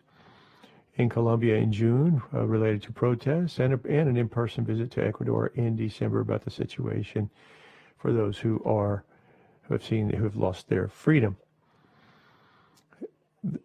There are also human rights issues that came up that were directly tied to the pandemic, affected numerous states throughout the region, and we gave them support in that area as it relates to human rights. The Commission handled 5 training events, 2,050 people enrolled, and we developed other professional training activities in 2021 to strengthen the capacities of the states in protecting human rights. The Commission also signed 6 new cooperation agreements and implemented another 6, advancing its offers of technical assistance with non-governmental institutions in Colombia, Ecuador, Panama, and she mentioned another 1 or 2. We also have another petition. We responded to that, to a petition from the Caribbean to strengthen their work in that region. It means holding a periodic contact with the Caribbean nations and monitoring situations where human rights issues arise. We've also taken steps to improve the working environment we began with a diagnostic study using a consultant who made some recommendations and some proposals which are now being implemented. Along these lines, we are developing and implementing a worker support program. I would like to highlight the Commission manages its resources with the greatest amount of transparency and accountability ever in history, as the financial statements show for 2021 and the 6th chapter of its annual reports. And as has been mentioned by other bodies within the organization, like the Office of the Inspector General, we have who follows the report of expenditures for the Commission. So I would like to take the opportunity to make a brief mention of the strategic plan for 2021, which was distributed to the nations throughout by the Secretariat. This evaluation determined that the strategic plan pushed a culture based on results and continued the work of the Commission. Also highlighted the growing capacity of the Commission to concentrate and respond to challenges in real time as a consequence of increases of its funding as human resources too. The findings report showed that we were able to achieve many strategic objectives and our targets. It also highlighted these results were a consequence of its solid systems and solid follow-up. Currently, the Commission is finalizing preparation for a new strategic plan, which will be the roadmap for the work that it will carry out over the coming 5 years, which include an evaluation and to develop this, we've developed an area of consultations, a space for consultations to hear from the states, from civil society, from experts, from academia, and will be soon approved. To conclude, I restate our gratitude to the member states for their commitment to this agenda of human rights throughout the hemisphere and the financing that has been given to from the Inter-American system. We thank the observer members too, who have made voluntary contributions that help us achieve the results we've presented. As I have underscored, these advances extend beyond the figures in protecting the human rights of people in the region. Thank you very much.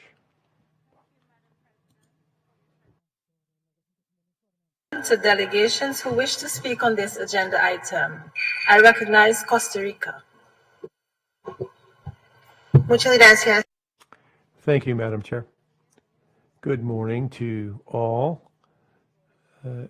Ma'am, thank you for your report. We especially thank the Commissioner Matilla Palon, who's the President of the Inter-American Commission for Human Rights, for this presentation given us today about the annual report for 2021 and some ideas about 2022 related to the regular fund budget. And thank you for sharing with us the results of the final report of the external evaluation of IACHR Strategic Plan 2017 and 2021 related to the regular fund budget for 2021 and for 2022.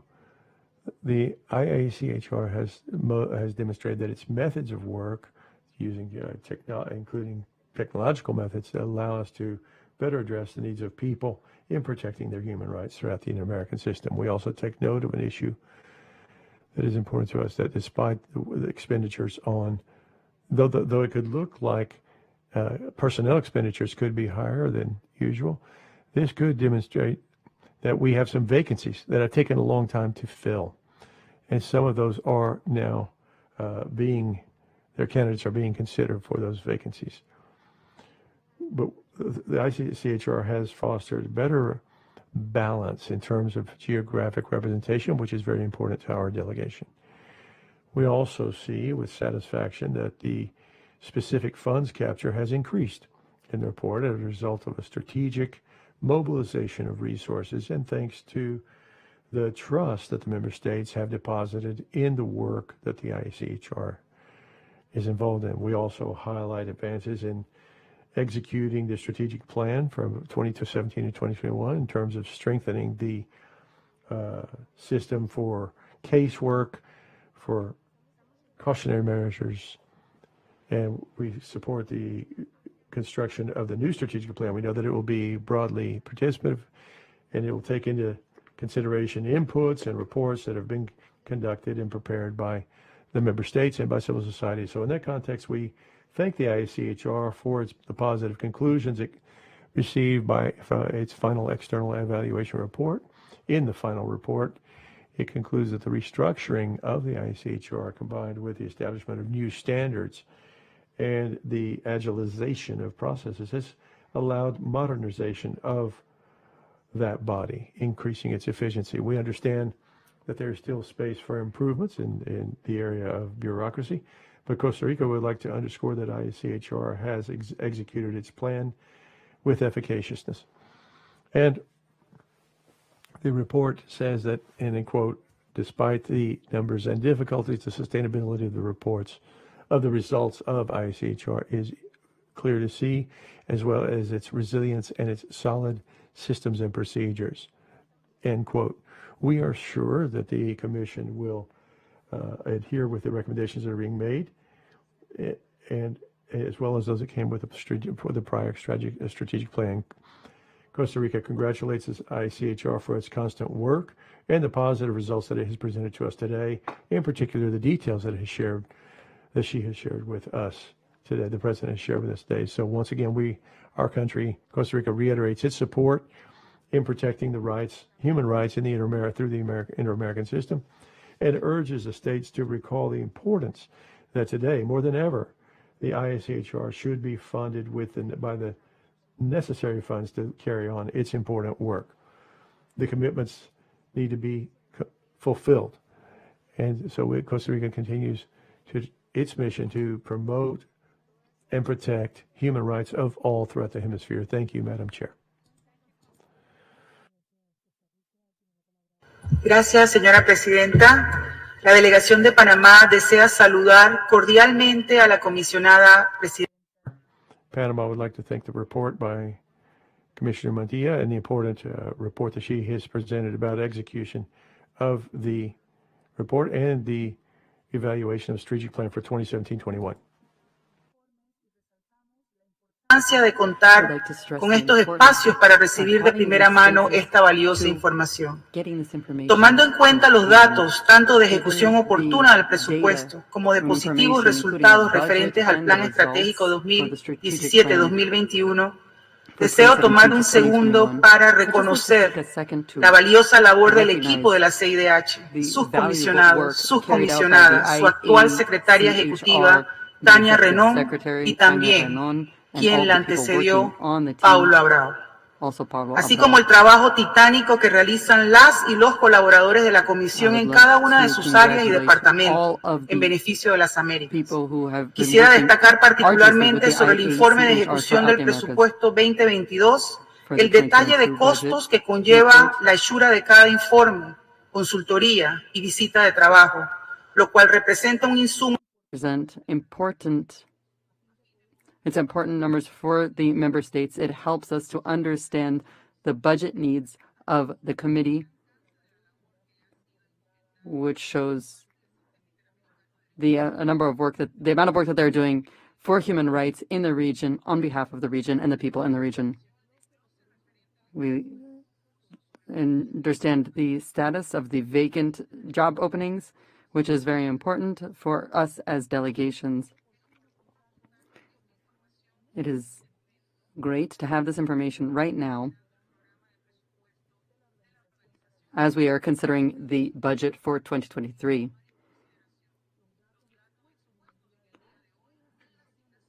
It helps us with the data today for us to figure out the budget for the IACHR.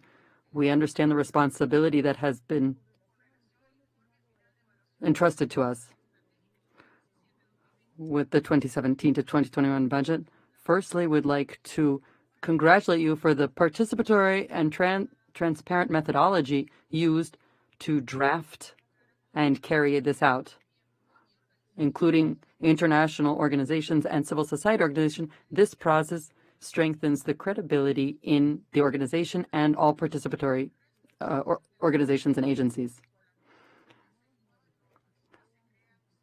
There are new norms and simplified processes.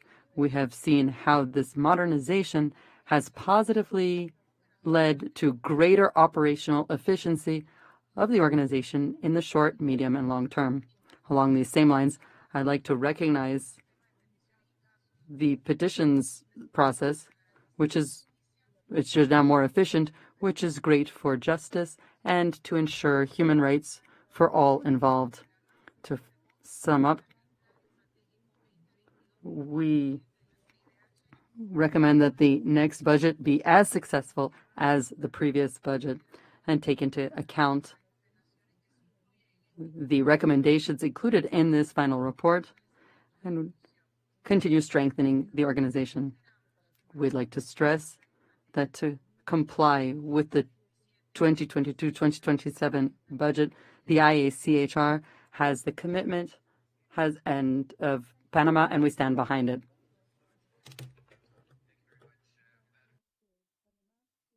Commissioner.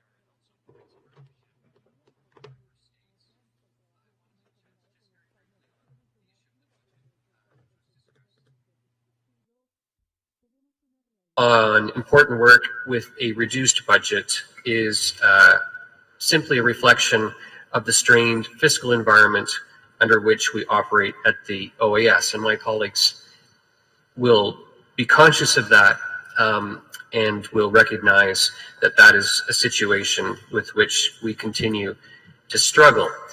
And it's a current reality, but it doesn't actually have to be a permanent reality. This is something that's actually within our collective power to change.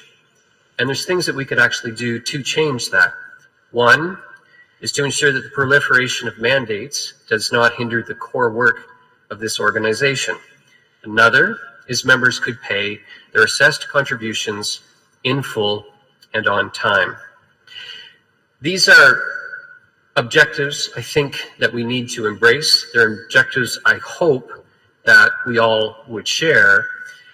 And while we strive to work towards these objectives, we are confident, and I guess we'll have to remain confident, that the Commission will do what it always does, which is to carry on and to carry out their mandate with the vigor and with the professionalism that they always display, and to find innovative ways to move forward. But I did want to touch on that larger issue because I do think it's important, and I think it's important for us to reflect on that reality as we look at the way in which we contribute and manage this organization. Finally, Madam Chair, just a quick word on the evaluation report, and thank you very much for the presentation, Commissioner, on that. We are looking forward to continuing to discuss, follow up, and also to discuss how the Commission will track the implementation of the report's recommendations. Thank you very much. Thank you, Canada. I now offer the floor to Bolivia. Thank you, Madam Chair. Thank you for the chairman of the IACHR, Julissa Marilia Falcon, for the regular fund budget for 2021 and the first quarter of 2022. The final report for the strategic plan for through 2027.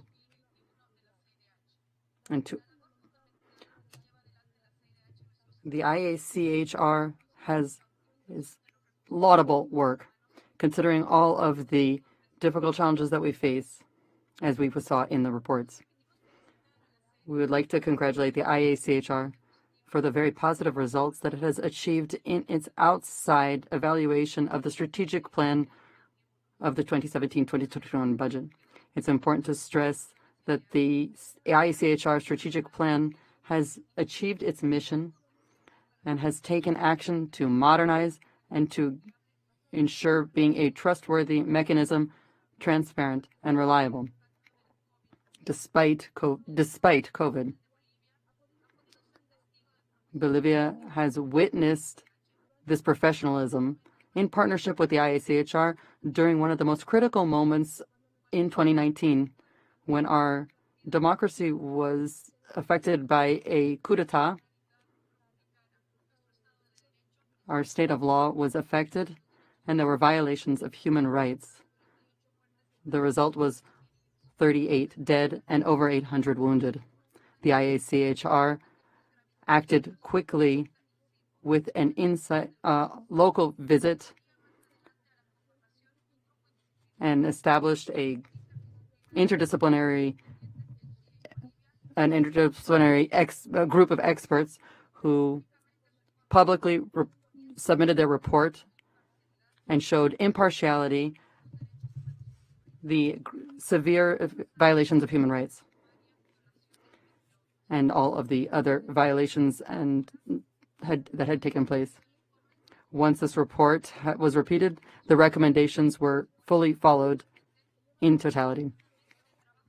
We now have a working group to implement the recommendations of the GA. And this is in coordination with the IACHR in order to seek the truth and justice for the victims of this violence.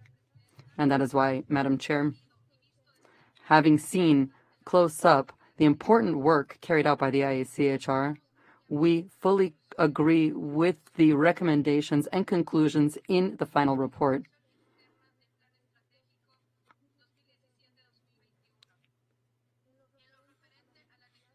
In terms of the need to remove the bureaucratic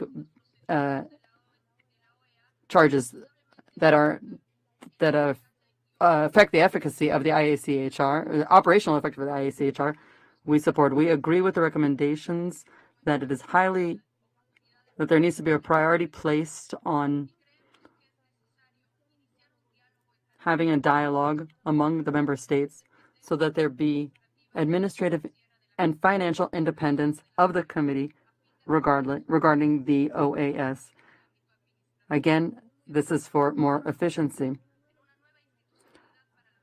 I think we need a new permanent commission with greater independence and greater budget. We need to give them the best conditions to carry out this important work, which is putting a priority on the defense of human rights in our region. Thank you very much.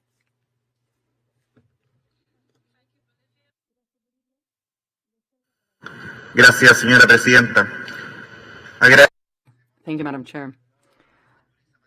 I thank the Commissioner for the wonderful report on the IACHR that she heads.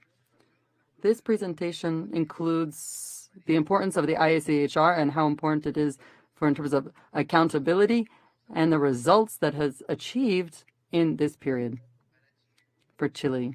It is very important that these numbers reflect the centrality and organization of the OAS in promoting and supporting human rights, and the priority that we member states extend to all human beings.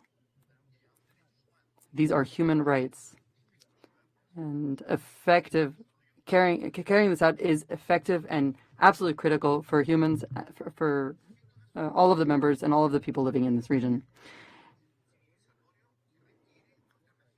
This is the minimum required by our region, and everyone needs to live in dignity.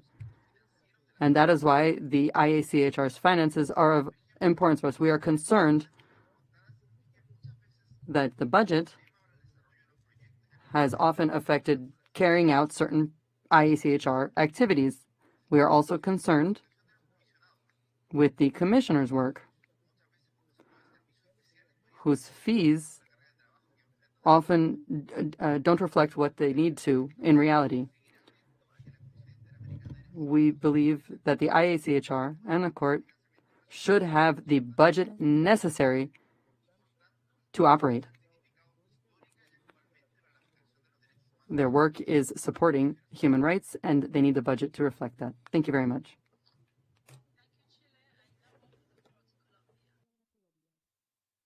Presidenta, por el informe. Thank you, Chair, for the report. We thank the IACHR for the presentation of the regular fund budget. for 2017-2021, and this allows us to see concrete progress for the Inter-American System for Human Rights based on the strategic plan previously established, especially in light of the COVID-19 pandemic. We recognize and congratulate you for all of the challenges faced and still being able to carry out your work. Despite this, there was progress and modernization in IACHR, which improved human rights, support for human rights throughout the region. The IACHR became more important in terms of protecting human rights for the communities affected by the pandemic, especially indigenous communities and state actors and academic groups as well. The efforts of the IACHR have improved democratization throughout the region, and we recognize and celebrate this on behalf of the Colombian government. We need to continue following our guidelines. This is work that is based on transparent dialogue among the different state members, and we need to encourage participation of civil society and implementation for the primary challenges that we face for human rights. Thank you very much.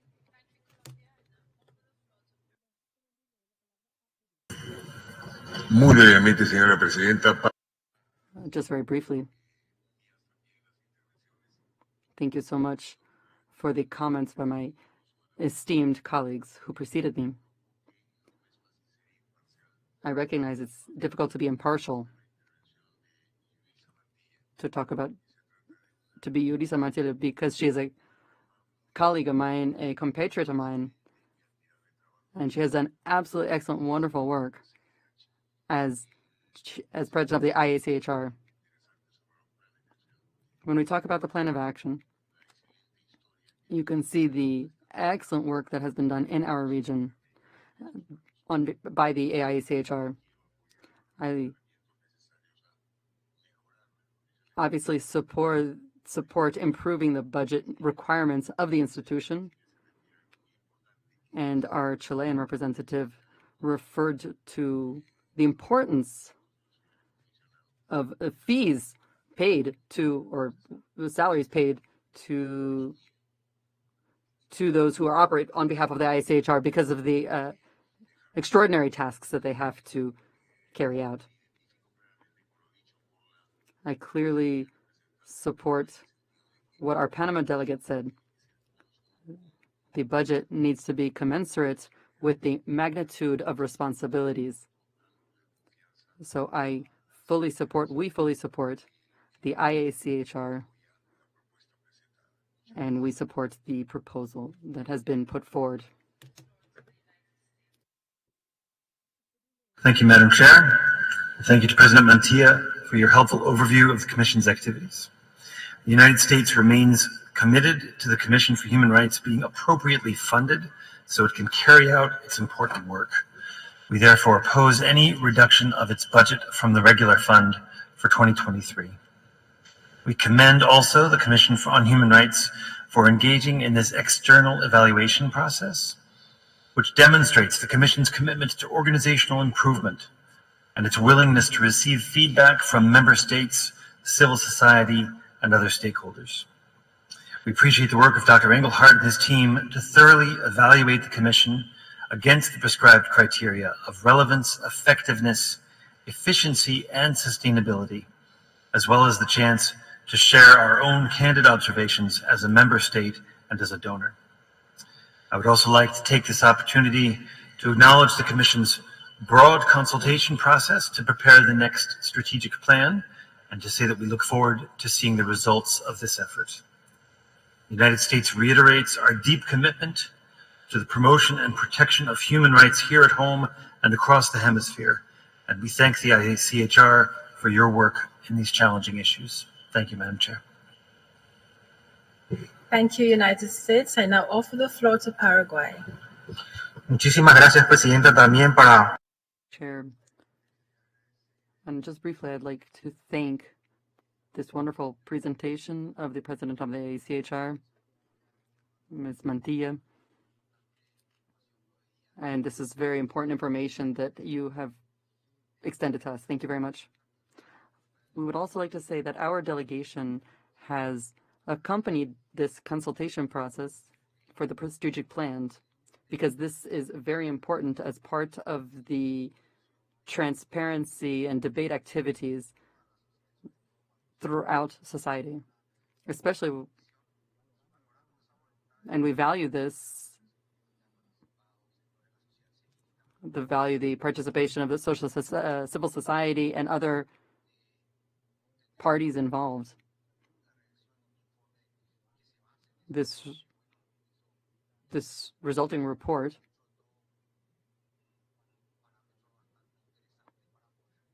is a very important parameter to carry out work that will benefit all of society. This is very important. This is very significant. And we value, we extraordinarily, the IACHR working more closely with civil society. And we expect this to benefit all members of society. Thank you very much.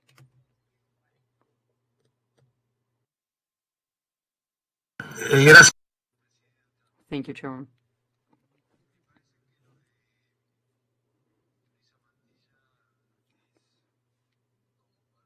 Yurisa Mantilla, congratulations.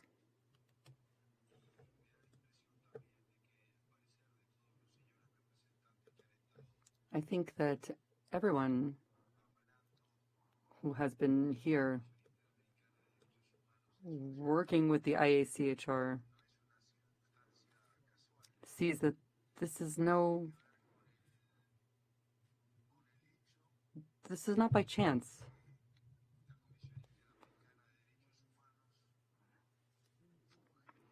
The IACHR provides technical, autonomous, independent support for a number of criteria that are dear to all of us.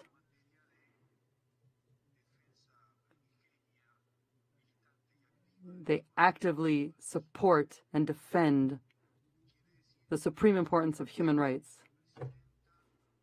I would like to suggest that the chairman's recommendation that we go back to looking at the budget. More budget. I think we need to increase the budget for the IACHR. This offers better defense. This will ensure better defense of human rights. And if we reflect on it this way, we should reflect on it this way. This is important. In our region, what we need to defend human rights is technical and bureaucratic support. We need to have a more precise, clearer vision. We need to offer not just ideological support, but we need to do a precise scan of exactly what this organization needs and what our charter requires in terms of human rights. What has happened this morning is quite interesting. Here I see us building a consensus.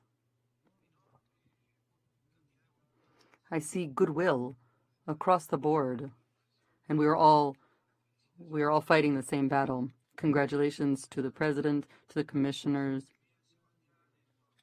Thank you, Sebastián, for the rapporteurs and the commissioners. They do need more support. When you look at the tasks that they have been, the jobs that they've been tasked with in Cuba, Nicaragua, and Venezuela, we must understand that these are territories that are hardly simple. They're authoritarian, dramatic, and being there does imply a risk to our lives. So congratulations to the organization, the president. So congratulations to everyone for this very supportive attitude, and you have our greatest admiration. Thank you very much.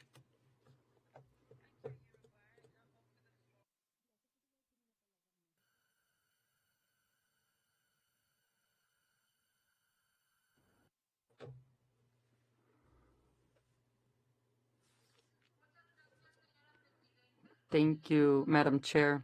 My delegation also recognizes Juiza Mantilla and congratulates her for the report. Mexico supports the IACHR's work. Congratulations for the achievements thus far and excellent execution of the 2017-2021 plan, especially in this challenging situation, the challenging pandemic. The IACHR's work talks about the leadership of the commissioners and the special rapporteurs, the secretariats, the executives, and the important work that they are carrying out. And congratulations to the people who work on the committee. We recognize all of the efforts. We also recognize the IACHR's commitment to transparency and its respect for the mandates from the General Assemblies and its proper use of the regular fund budget. We understand that certain jobs were unable to be filled because of bureaucratic difficulties, and this obviously affected the IACHR's work. In terms of the budget for the IACHR and for expenses, Mexico continues to work on administrative committee and budget committee so that the annual earmarking of these funds are not affected and that the 2023 budget is not affected, because this is a very important committee for the region and for us in the OAS. We believe that the IACHR requires sufficient funding because of the priority that the member states have given to its mission. And we would like to call upon everyone to reinforce the importance of the regular fund, and we recommend that the funds be increased. We have seen the excellent benefits from the achievements of the IACHR, and we believe that we need to earmark it for higher budget. Congratulations for the outside assessment, the external evaluation for 2017 and 2020. We applaud you for the methodology to develop a new strategic plan that is even more inclusive. We also thank the committee for its being open to the different states throughout the region. We also are very interested in the IACHR continuing its excellent work. Thank you very much.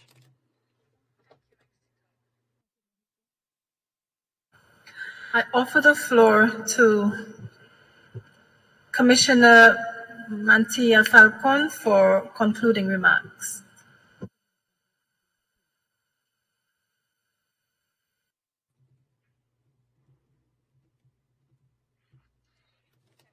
Thank you very much, Madam Chair. And just very briefly, I just wanted to deeply thank you all for the wonderful words from all of the representatives here today.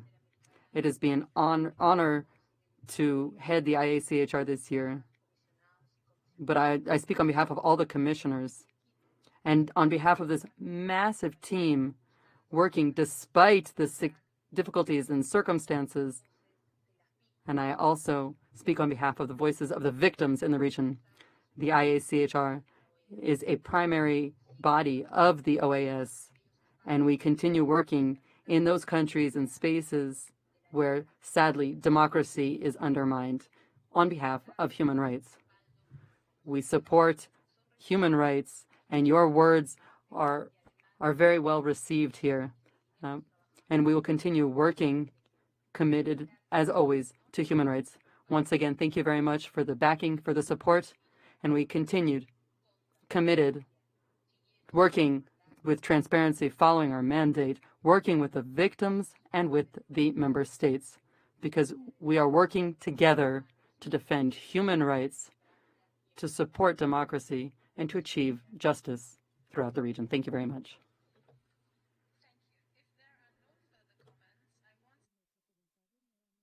Falcon, President of the Inter-American Commission on Human Rights, for her presentation, and suggest that the Permanent Council take note of the reports on the IACHR's execution of its regular fund budget for 2021 and the first semester of 2022, of the presentation of the final external evaluation report on the Commission's Strategic Plan 2017-2021, and of the comments made by the delegations. There being no objections, it is so agreed.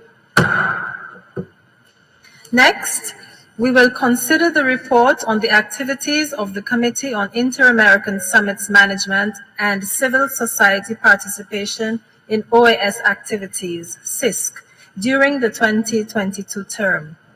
For this purpose, I am pleased to offer the floor to the Chair of the Committee, Mr. Thomas Hastings, Chargé d'Affaires ad interim at the Permanent Mission of the United States. Mr. Hastings, the floor is yours. Thank you, Madam Chair. And thank you for including the 2021-2022 report on the activities of the Committee on Inter-American Summits Management and Civil Society Participation in OAS Activities, CISC, which includes the presentation of our 2 institutional draft resolutions.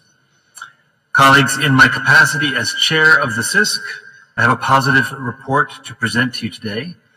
I will make a very brief presentation, so I urge your delegations to check out our 2022 report of activities, which has been distributed as document CP/CISC1070/22, revision 1. In 2022, the committee held 3 regular meetings to consider issues that are part of our mandates. The committee feels very proud of the results of all of these 3 meetings, and their corresponding summaries were issued and distributed at the appropriate time. As you know, the United States hosted the 9th Summit of the Americas on June 9th and 10th in Los Angeles, California. Once again, we would like to express our appreciation to the countries that attended and contributed to its success, as well as to the negotiation and adoption of the 5 commitment documents that set new goals for the hemisphere. Madam Chair, as we did not reach the mandatory quorum at our meeting on September 13th, the CISC considered and agreed ad referendum of this Permanent Council on the texts of 2 draft resolutions. The first, increasing and strengthening the participation of civil society and social actors in the activities of the Organization of American States and in the Summits of the Americas process. And the second, support for and follow-up to the Summit of the Americas process. The CISC is presenting 2 documents that were fully negotiated by the committee and are therefore closed. Our suggestion, Madam Chair, is that these 2 draft resolutions be forwarded to the General Assembly for its 52nd regular session with the recommendation that they both be approved by the plenary.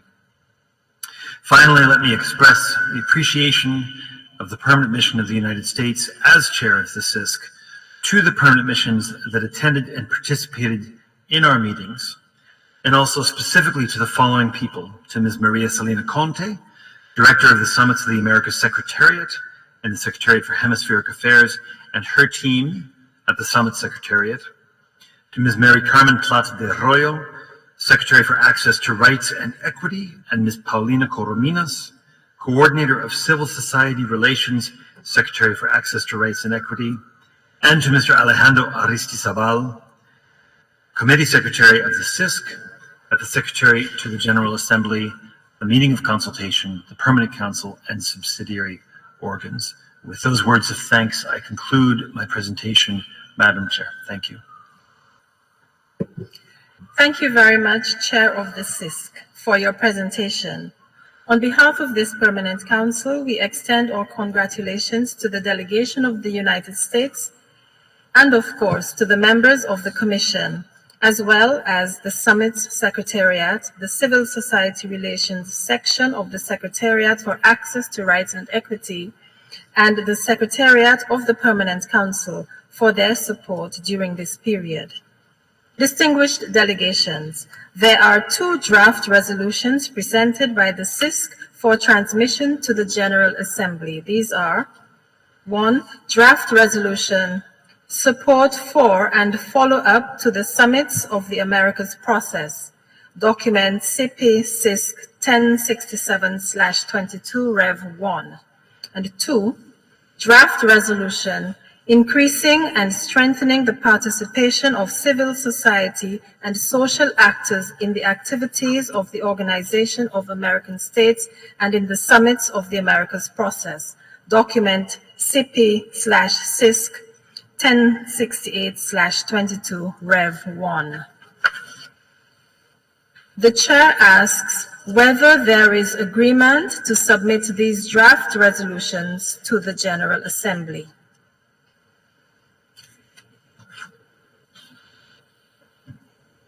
If there are no observations, the Chair proposes to take note of the report presented by the Chair of the Committee on Inter-American Summits Management and Civil Society Participation in OAS Activities, document CP-CISC 1070/22, Corrigendum 1, and to agree on the draft resolutions, support for and follow up to the Summits of the Americas process, and increasing and strengthening the participation of civil society and social actors in the activities of the Organization of American States and in the Summits of the Americas process, and to transmit them both to the plenary of the General Assembly for approval. If there are no objections, it is so agreed.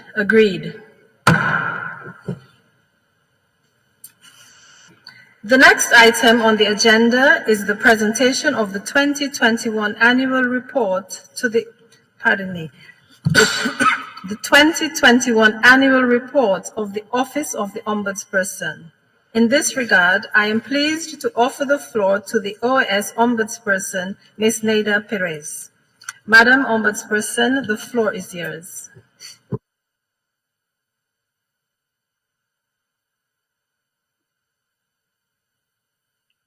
Thank you very much, Chair.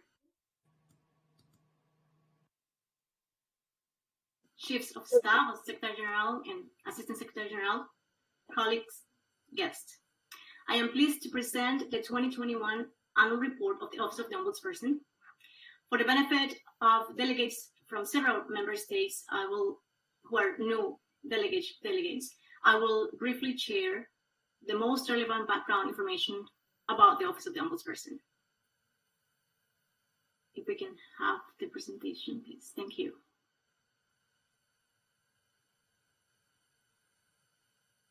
Next. Thank you. In 2015, the General Assembly gave powers to the Permanent Council to materialize the modernization and reorganization of the General Assembly, of the General Secretariat. The creation of the Office of the Ombudsperson was then approved by the Permanent Council to contribute in a framework of austerity, transparency, and permanent accountability. This office was then constituted as one of the oversight bodies of the organization, which are independent, decentralized, and subordinated only to the political bodies. This, given the unique nature of the context of the OAS, different from the other multilaterals. In this regard, the Office of the Ombudsperson of the Secretary General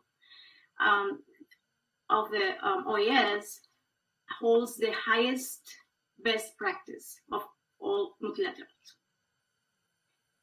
It is also the only conflict resolution mechanism outside the formal channels at the OAS.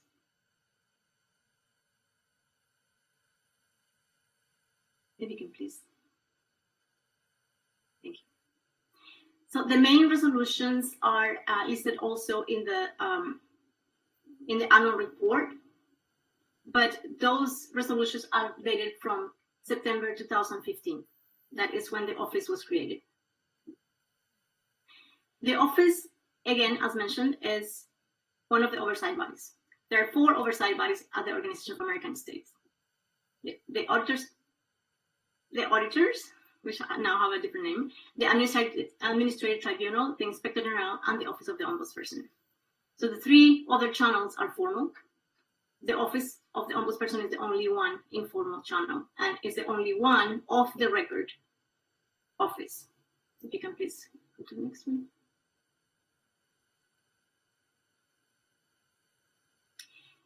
The Office of the Ombudsperson follows and adheres to the IOA Standards of Practice and Code of Ethics.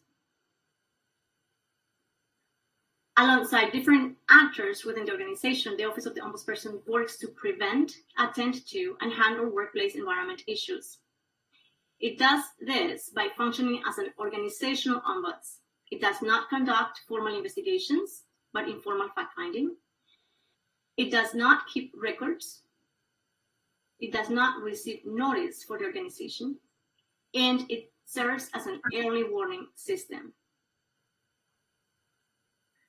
All this in accordance to the legal framework of the office, which includes the International Ombudsman Association Standards of Practice and Fundamental Principles, and of course, the documents approved by General Assembly and the Permanent Council.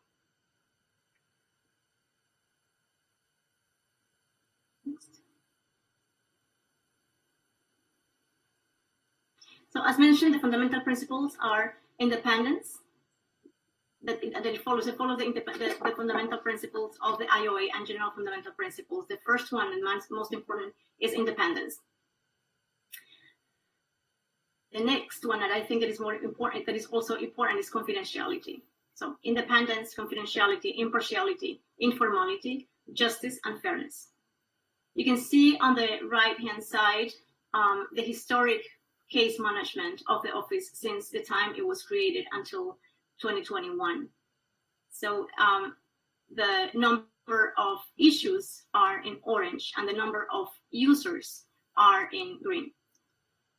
The difference for the delegations who are not familiar with the Office of the Ombuds is that every single person that comes to the office or user or visitor could bring several situations or issues. And because of that, there is never an equal number between users and issues. So for 2021, we had 126 users bringing 914 cases. Next. Who is covered by the Office of the Ombudsperson? Every single person that works at the organization, regardless of the capacity or the type of contract or the location, is covered by the Office of the Ombudsperson. So for 2021, from January 1st to December 31st of the year, the office was open or had coverage to 2,325 people. This includes staff, CPRs or consultants, associates, fellows, volunteers, interns, and contractors. Every single person that works or in any capacity is related to working at the organization, having working relations with the organization, is covered by the Office of the Ombudsperson. And also, regardless of the number of days that the person works at the office or at the organization.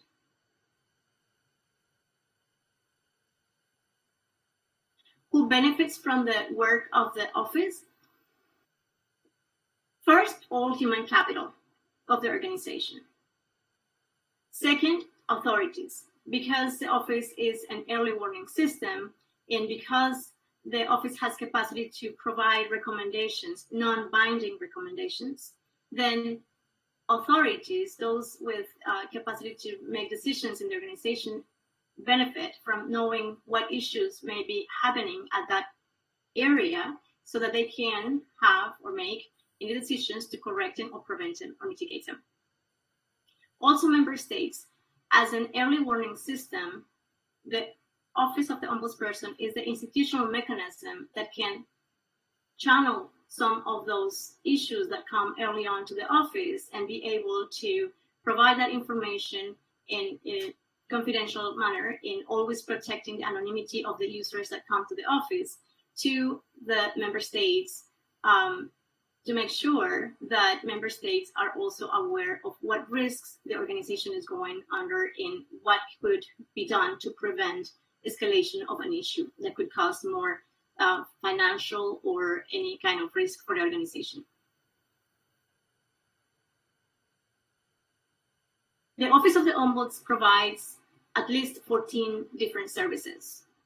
On the right, you will see which ones were more used during the 2021 fiscal year, but it does provide more than 14 services. So some of those services could require some intervention or some relation to another office, to the legal department, or to the supervisor, or to human resources. Others that do not. It depends on the case, and then the case is handled according to the specific circumstances of that case and the specific circumstances of the person that is coming to the office.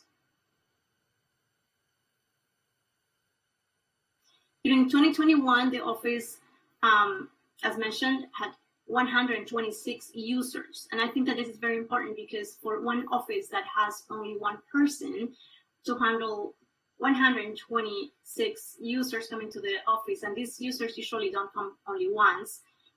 There is, recurrent visits or recurrent contacts with one single person, and sometimes up to 5 or 6 exchanges of communication or information. Some people come in distress, and there is a need for the office to provide some services to be able to get the person to a better stand and be able to handle whatever situation is the person is going through, the stress or any situation the person may be going to that is work related, to be able to support that individual and see what options that individual has and be able to provide that set of options for the person to be able to make an informed decision. So it takes a lot of time, and of course there is no financial resources to provide or hire a team. So that is one of the most difficult. One of the biggest challenges for the office is to be able to be efficient, but also having these limitations. Again, 914 cases. These include the systemic issues that the office has been handling, and that currently there are 2 pending systemic issues. The office also attended and coordinated 2 chats with the ombuds, and 310 individuals from the organization participating in those chats with the ombuds. These are chats that are trying to provide information to everybody who works at the organization so that they know what services it provides, and just building trust in trying to get the office closer to them so that they can feel comfortable coming to the office. And at the end of the year, the office provided the second survey, the second integral survey of the Office of the Ombudsperson, and that survey was responded by 354 human capital members. Other activities of the office. The office has been very active, and prior to ombuds, when they opened the office and then when they handle cases, they adhere to the IOA, and so there has been some knowledge already of the office, and people were coming to the office already. So there is a trend of growing up the resources and the services of the office. And so I think that because we're more well known, we have more activities to attend and to do, which is great. So these are some of the activities that the office was involved. The office has been also involved with the network of ombuds in the UN. It's about 80 plus ombuds offices, and also with the other multilaterals. I think that we are slowly but steadily getting a foot on the other organizations to let them know that the OAS also has an ombuds, and that we are growing, and that our services have been growing every year.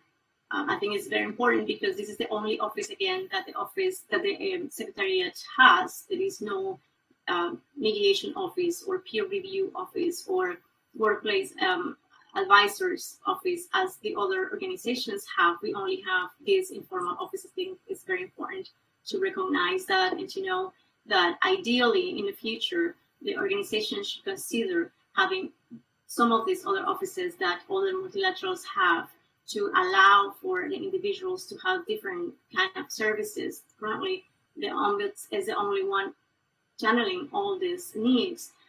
In a normal scenario with more resources and with more offices and strong, solid structure, individuals would have the option to go to a counselor, to go to a mediation office, to go to a peer review for certain cases, to workplace advisors. And here is only, and of course, in Office of Ethics, which is also something that we don't have. So all these situations, when people have situations on this regard, they come to the office because for some of them, a formal channel is not ideal, and because they have to reveal themselves that they're afraid of retaliation or losing their G4 visa, which is a very valid reason to be afraid of. And knowing that the Office of the Ombudsperson is the only off-the-record office, they find the Office of the Ombuds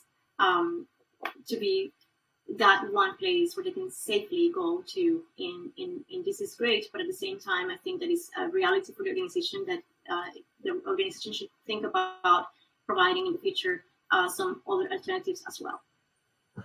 Ms. Perez, respectfully, if you could wind up for us, please, we'd appreciate it. Thank you.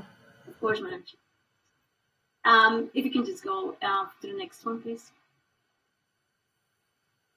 So in terms of recommendations, in the annual report, you will find three branches of recommendations. One is related to the consolidation of the Office of the Ombuds. The other one is related to the policies. And the third branch is related to improving the workplace environment. These are recommendations that have been provided to the Secretary General himself and to member states in the prior reports. Many of them remain unanswered, and I think that is very important for the workplace environment of the organization and for the improvement of it, that both member states and the General Secretariat give priority to these issues. Next.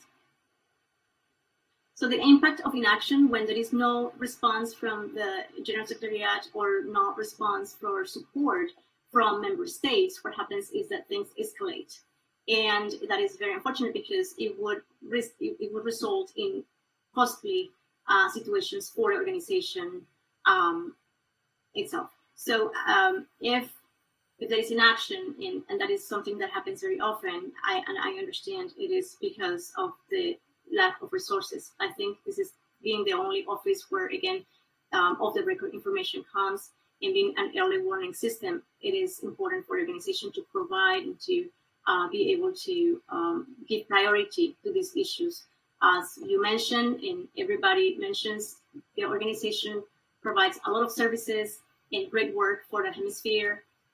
These individuals work every single day in the organization, regardless of the contract.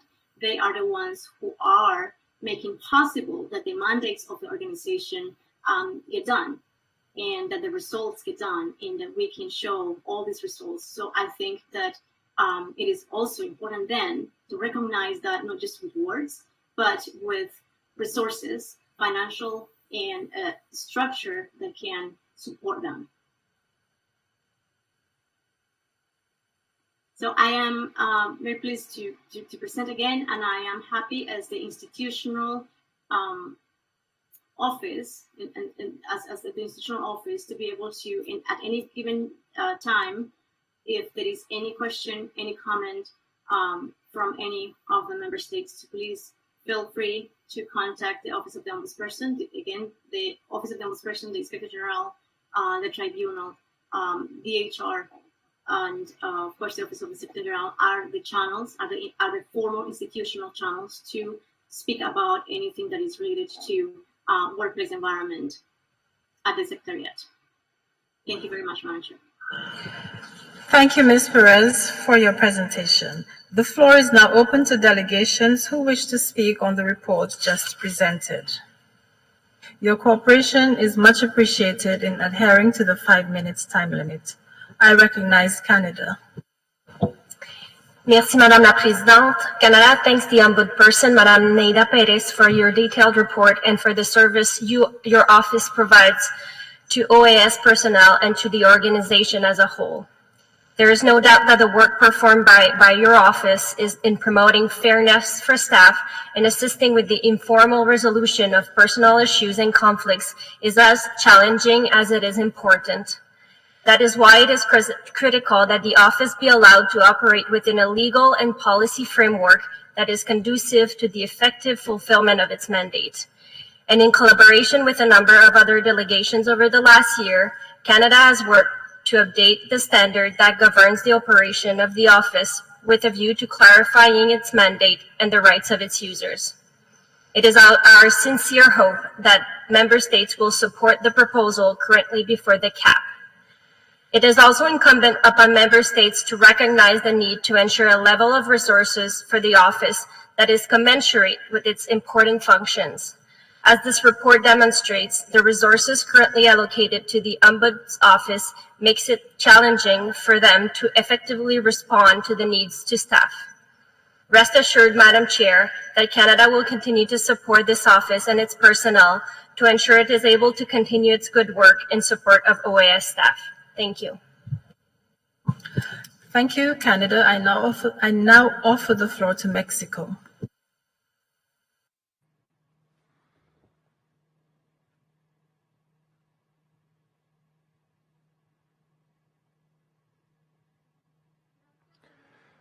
Thank you, Madam Chair.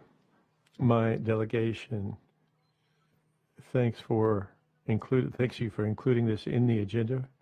It's important to share some reflections about the Ombudsperson's office. The first thing we'd like to stress is the importance that Mexico assigns to the OAS's decision to be able to count on, in coming years, a historical impartial office of Ombudsperson. Accountability is one of the most important tools that we have, that this council has to keep up with what is going on in the organization. And this presentation of the report through 2021 has only been was circulated only a few minutes before the presentation, and that's not a good practice. We consider that this office faces major difficulties, and there are excellent opportunities for improvement. Some of those improvements are urgent in nature, to increase accountability, the independency, and methods of work, and others. It is a bit disconcerting that they have seen so many cases when this accounting is really more the number of times someone has attempted to have their case looked at.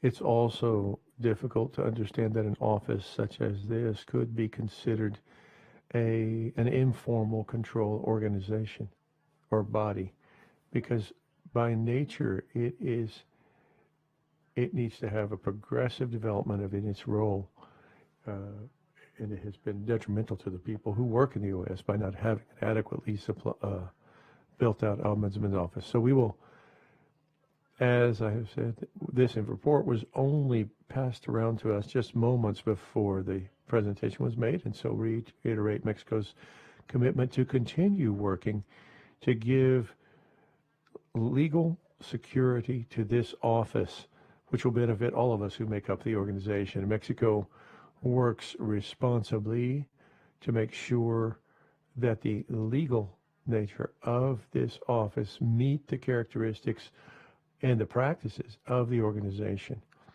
because the current condition is inadequate. Thank you very much.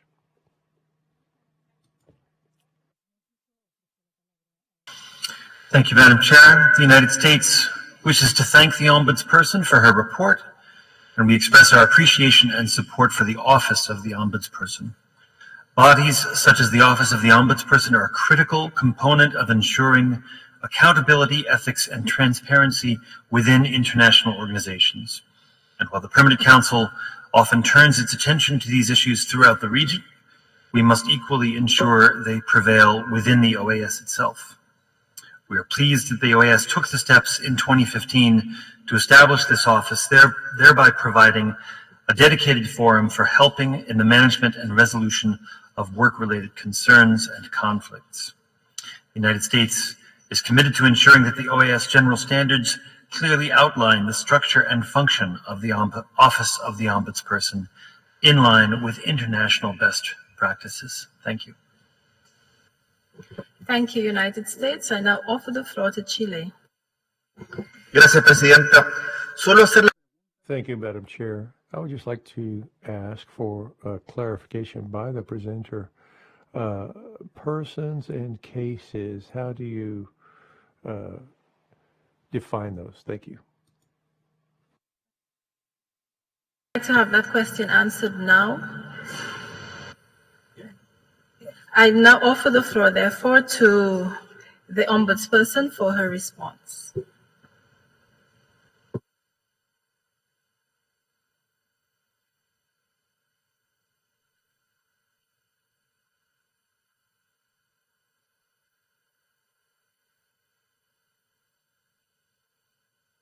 Señora Pérez, ¿se puede encender su cámara y micrófono? Sorry, it looks like your microphone's off. Before I offer the response, I want to request that respect to the person, the Office of the Ombudsperson, the office itself, and the person who's holding the post or any other is given by the different delegations. This is the fourth time, perhaps, that I, as an ombuds for holding office, have received some comments that are not welcome and that have no arguments really to be made. If there is any specific concern, I request the delegation of Mexico to provide any information, solid information about the claims, but otherwise I respectfully request that such comments that could really affect the office, the credibility of the office, are not made if there is no reason for them. Regarding the number of cases and the number of users, as mentioned, one single user, one single person can bring several cases, several situations. Because of that, and you can see any other ombuds report, is a technical way in which we ombuds provide our reports. One single person that comes to the office may have several situations or issues, and we use the standardized categories from IOA, which are 9 and are on the website, to be able to categorize each of the issues that the individuals come with. So when we say that there were 80 individuals and 155 cases in 2016, and now 126 individuals and 914 issues, is because each individual has had different issues, particularly when things are not addressed. Then the same individual who initially may have come with 1 or 2 or 3 issues, over time, those issues become not just 3 or 4, but they escalate and they grow to become maybe 10, because the situation is worse every day and they have encounters with other people. So because of that is that difference. I can explain to the different delegations when we have the opportunity. I can have one-on-one with the different delegations. I am absolutely happy to do that and to explain the more technical aspects of it. Thank you very much, Madam Chair. Thank you, Ms. Perez.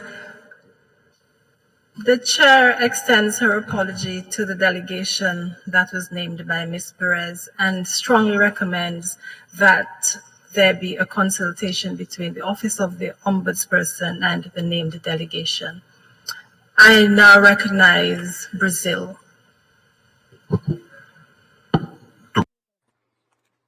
Thank you, Madam Chairman. Just very quickly, on behalf of the other delegations, Brazil, too, would like to thank the presentation and the report of the Office of the Ombudsperson, recognize Neda Perez's work, and reaffirm our support to the Office of the Ombudsperson, specifically for the supervisory agencies at the OAS. We seek to improve the norms that govern the Ombudsperson's office, and we hope that this helps with the resolutions and for the budget recommendations that are brought before the Lima General Assembly too. Thank you very much. I offered the floor to the Ambassador of Mexico simply for the right of response. Mexico. Gracias, señora presidenta. Thank you, Chair. I would just like to reiterate that our delegation has been permanent contact for a while now with Ms. Perez, and her comments do not correspond to her job as a head of the Office of the Ombudsperson.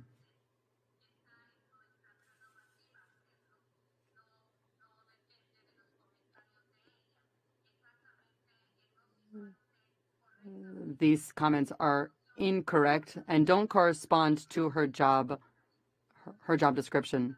Thank you very much, Chair, for your comments.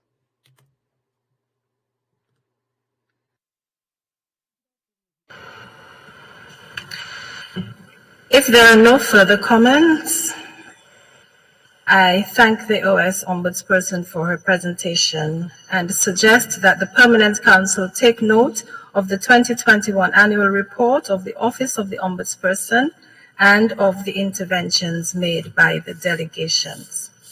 There being no objections, it is so agreed.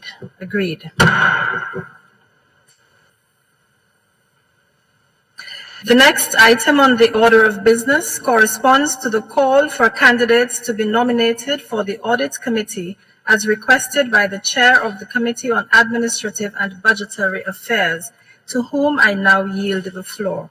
Mr. Chair, the floor is yours.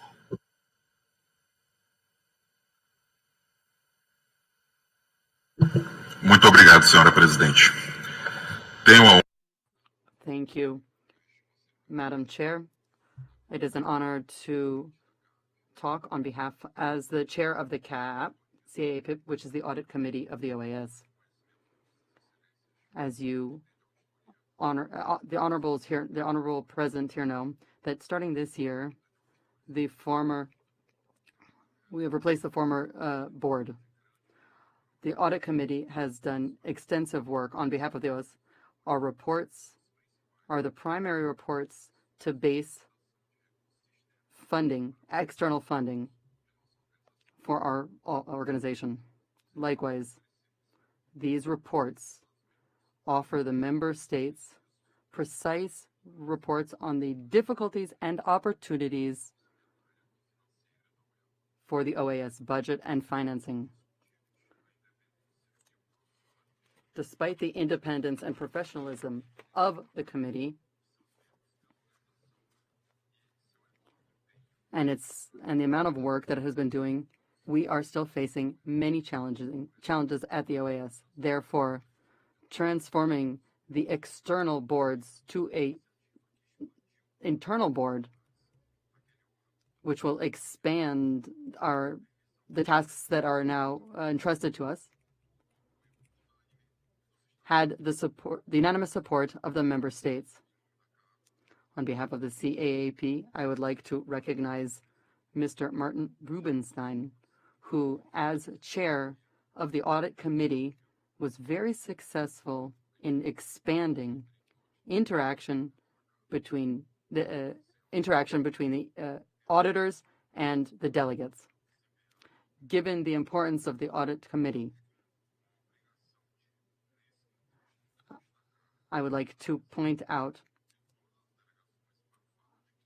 to all the delegations that thus far there have been no candidates nominated to fill the audit committee. An election will happen in the next General Assembly in Lima. So this, Mr. Rubenstein will be vacating the position. So I would like to stress that the audit committee is extremely important, and we cannot face the possibility of not having someone as chair. There are 3 independent members on the audit committee, and each one is absolutely critical for external auditing. So I'd like to end by addressing all of you, and I would request that the delegates present today please nominate members for this very critical audit committee, which is absolutely fundamental for OAS operations. Thank you very much. Which you have just provided. The floor is open to delegations wishing to speak on this agenda item. I recognize Canada.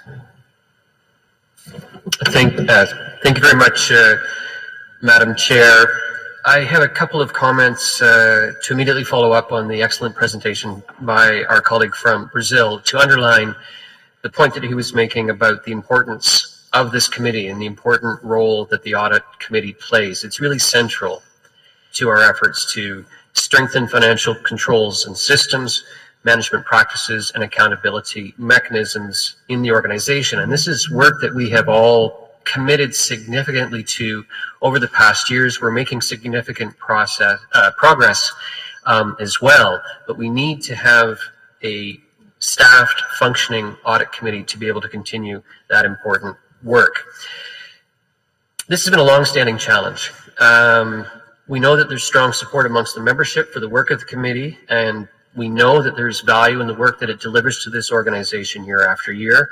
But once again, as the chair of the CAP has pointed out, we're finding ourselves in a situation where there's a vacancy on the committee and it risks going unfilled if member states do not propose qualified candidates to fill the position that's coming up for election in a few days.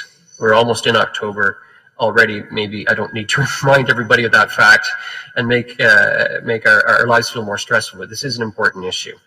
No candidate has come forward. It's an important mandate that has to be fulfilled. There's important new responsibilities that this committee has taken on, and it needs a full complement of 3 members to execute its task. Canada, of course, recognizes Martin Rubenstein's excellent contributions, and we're grateful for those who have done likewise. He has a very solid understanding of the organization. He's been very passionate about his role. If member states were not able to propose a suitable candidate to fill this position, he has indicated that he would be willing to continue serving as a member of the audit committee.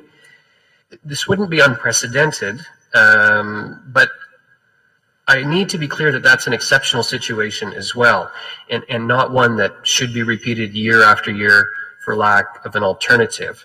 So we have until the eve of the General Assembly to present candidates. If none are proposed, we stand ready to seek the consent of the General Assembly for Mr. Rubenstein's election to a new term. And for our part, we're committed to working, of course, with all of you and the Secretary to find a long-term solution to what has become a perennial challenge in one of the key institutions of this organization. Thank you, Madam Chair. Thank you, Canada. Your observations are noted. United States, you have the floor. Thank you, Madam Chair. The United States agrees that the Audit Committee is an extremely important part of the independent oversight structure of the OAS. And the current chair of the committee, Mr. Martin Rubenstein, possesses, in our opinion, a solid understanding of the OAS and has been passionate in his role with the committee, consistently applying his vast audit experience, his vast audit expertise to formulate reports with practical recommendations that have been of use to the organization. His leadership and his contributions have resulted in greater efficiency and effectiveness to achieve the OAS's mandates. While we agree it's not the ideal situation for the same candidate to repeat in the position, we do support Mr. Rubenstein in this position given the circumstances. And if he is re-elected, we believe that his extensive auditing experience will continue to contribute to this organization. Thank you. Thank you, United States. I thank the chair of the CAP for bringing this issue to the attention of the Council, and at the same time, we reiterate the invitation to delegations that wish to do so to present candidates for the Audit Committee, a very important oversight body in this organization.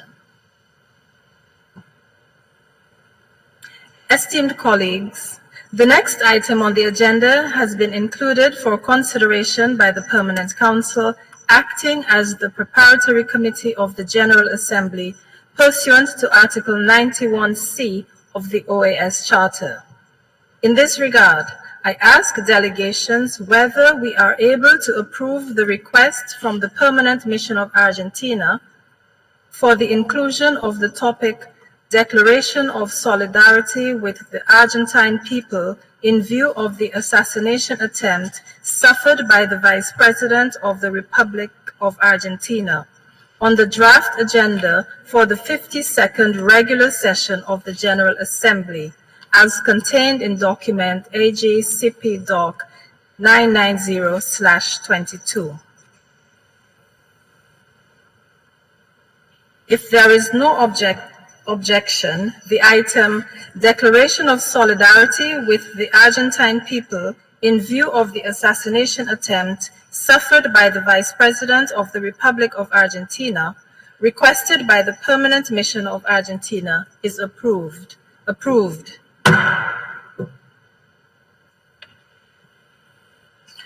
I recognize Argentina. Muchas gracias, Presidenta. Es para agradecer esta. Thank you, Madam Chairman, for this approval.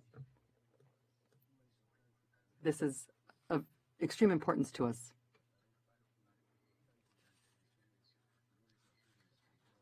And yesterday in the United Nations, this was referenced yesterday. We will address this in the General Assembly. If this is approved without any objections in the GA, or if there are no comments, please let me know. Please let me know of any objections ahead of time before we reach the General Assembly. Thank you very much. Have the floor. No, I just wanted to show my solidarity with my colleague. I don't think there could be any objections or divergences, and sadly, this is a very severe situation. I think we should all agree.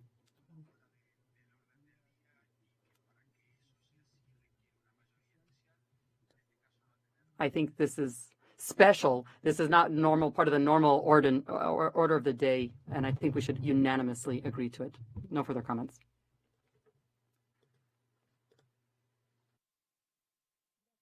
to Peru. Solamente, señora. Madam Chair, I just wanted to offer our support to the permanent member, permanent representative of Argentina. Having taken note of the interventions and the approval of the inclusion of the declaration, I request the Secretariat to distribute the revised version of the draft agenda accordingly. Our agenda will now consider the draft resolution, leading role of the Organization of American States in developing telecommunications, information and communication technologies through the Inter-American Telecommunications Commission, CTEL, to be considered at the 52nd regular session of the General Assembly. This draft resolution was presented by the permanent missions of Colombia, Argentina, Brazil, Costa Rica, Mexico, and Paraguay, and is contained in document CIPIDOC 5806/22. I offer the floor to the delegation of Colombia for the presentation of this draft resolution. Colombia, you have the floor. Thank you, Madam Chair.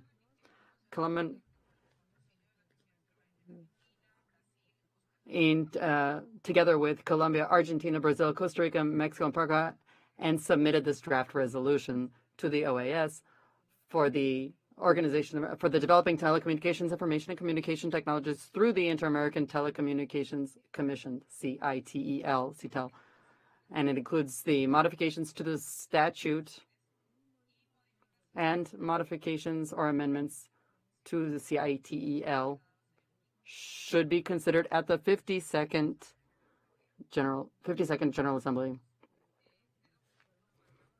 The drafts were approved as part of the 8th CITEL Assembly, which was held in February 2022, with participation of all the organizations, OAS's member states. In August, Colombia, as head of CITEL, remitted the documentation to the OAS for comments and any interest in co-signing on the presentation of these texts. And then this was remitted on September 16th, the draft resolution to the head of the chairman of the board, of the council.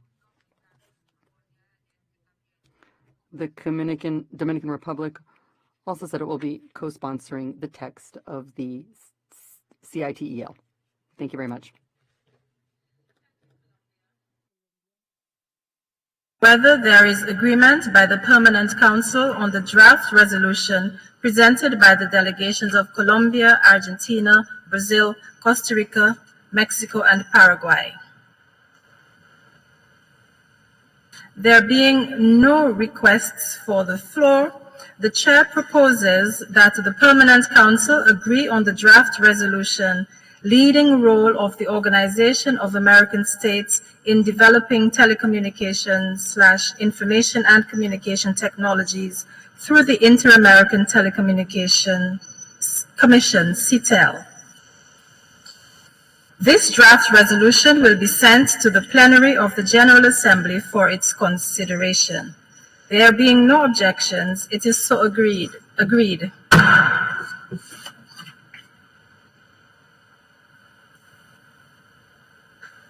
Our last substantive item on today's agenda is the farewell to our dear colleague, Ambassador Anne de la Blache, Permanent Observer of France. On 4th September 2018, Ambassador de la Blache assumed duties as France's Permanent Observer to the OAS, following her appointment by the President of the Republic, and presented her credentials to Secretary General Luis Almagro on September 17, 2018. Regrettably, we are not able to bid her bon voyage et adieu in person because, as I speak, Ambassador de la Blache is on her way back to France today. However, she has kindly left us a video message which I now ask the Secretariat to play.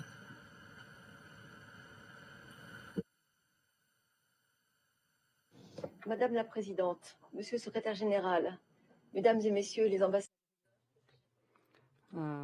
Madam President, Secretary General, ambassadors, and dear colleagues. It has been exactly 50 years since France joined the Organization of American States as permanent observer. The importance of this decision and our ties with the American continent was reinforced with the decision to create a permanent mission to the OAS and to appoint a permanent observer ambassador. We are united by geography. France is present in North America with Saint Pierre, Miquelon with Antilles, with Martinique, Guadeloupe, Saint Martin, Saint Barthélemy, and in South America with Guyana, which shares a border. We are also affected by global security, climate security, and health issues in the hemisphere, and all the social and economic consequences, particularly for island economies. We are committed to working alongside these countries and the Organization of the Americas for sustainable solutions to these challenges. The OAS is unique. It's a model of multilateralism, and it's essential because each continent has its own challenges and its own responses to global challenges.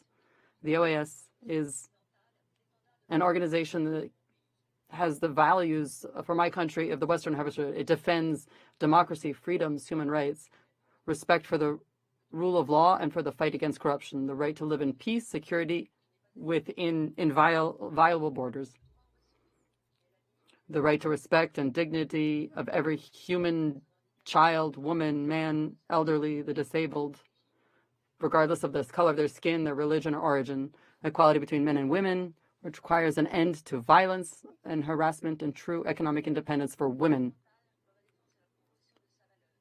The OAS plays a fundamental role in defending and promoting these values, and France is proud to contribute to this mission and to promoting the work of a number of national forums.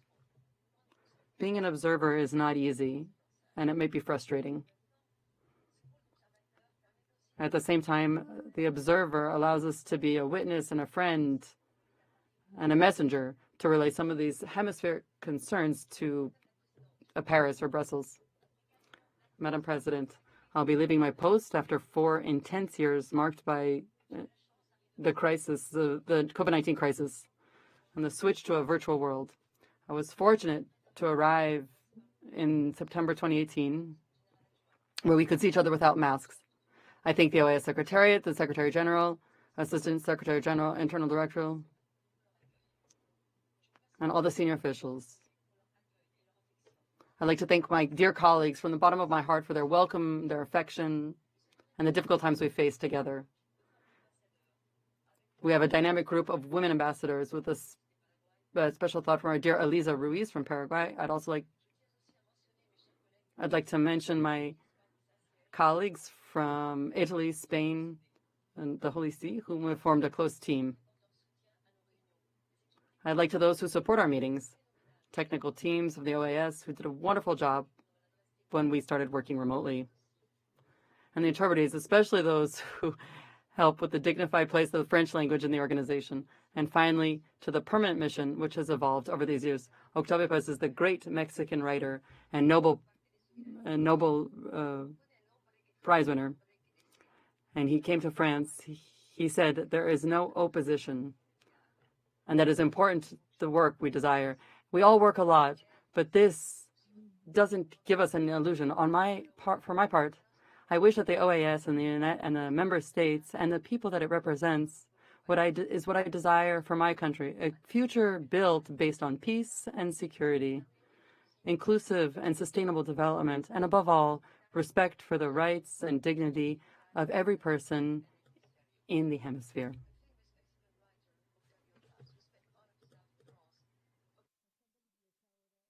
Desires. It seems to me that there is no opposition. We need both. We all work a lot, but that doesn't prevent us from having dreams. For my part, I wish for the OAS, its member states, and the peoples they represent, what I wish for my own country: a future built around peace and security, an inclusive and sustainable development, and above all, a future which embraces the rights and dignity of each and every person. I thank you. Merci beaucoup. Muito obrigada. Thank you, Secretariat. I now offer the floor to the coordinators of the regional groups. I recognize the Dominican Republic. Muchas gracias, señora presidenta. Thank you, Madam Chair. The Dominican Republic is honored to intervene on behalf of the SICA, together with Canada, Mexico, the United States, El Salvador, to bid farewell to Ambassador de la Blache from France to this organization, who spent 3 years with us, serving this organization and sharing her vast experience as a diplomat from her country, both bilaterally and multilaterally. Her presence as a permanent observer was marked by her commitment to the hemisphere's priorities and the 4 pillars: democracy, human rights, multidimensional security, and integral development, complete development. She focused on multilateralism. She was effective and respected human rights, women's participation, basic liberties and freedoms, and democratic principles. We thank her for her support and for efforts to strengthen cooperation and empowerment, women's empowerment, and for offering support for Women's Victims Funds and to the Electoral Missions Observations Fund to strengthen freedom of expression and democracy, progress in terms of biodiversity of the oceans, and sustainable development throughout the Americas. We are also reminded, we also thank her for the wonderful conversations about art and ideas and her sharing her experiences about French culture through gastronomy, through food, and through other cultural interactions. On behalf of all of the members here and on behalf of my country, it has been an honor to have you here with us. We wish her the greatest of success in her future. She has been dedicated and she has shown great qualities while she was here with the OAS. Moving. Congratulations. Muchas gracias, presidente.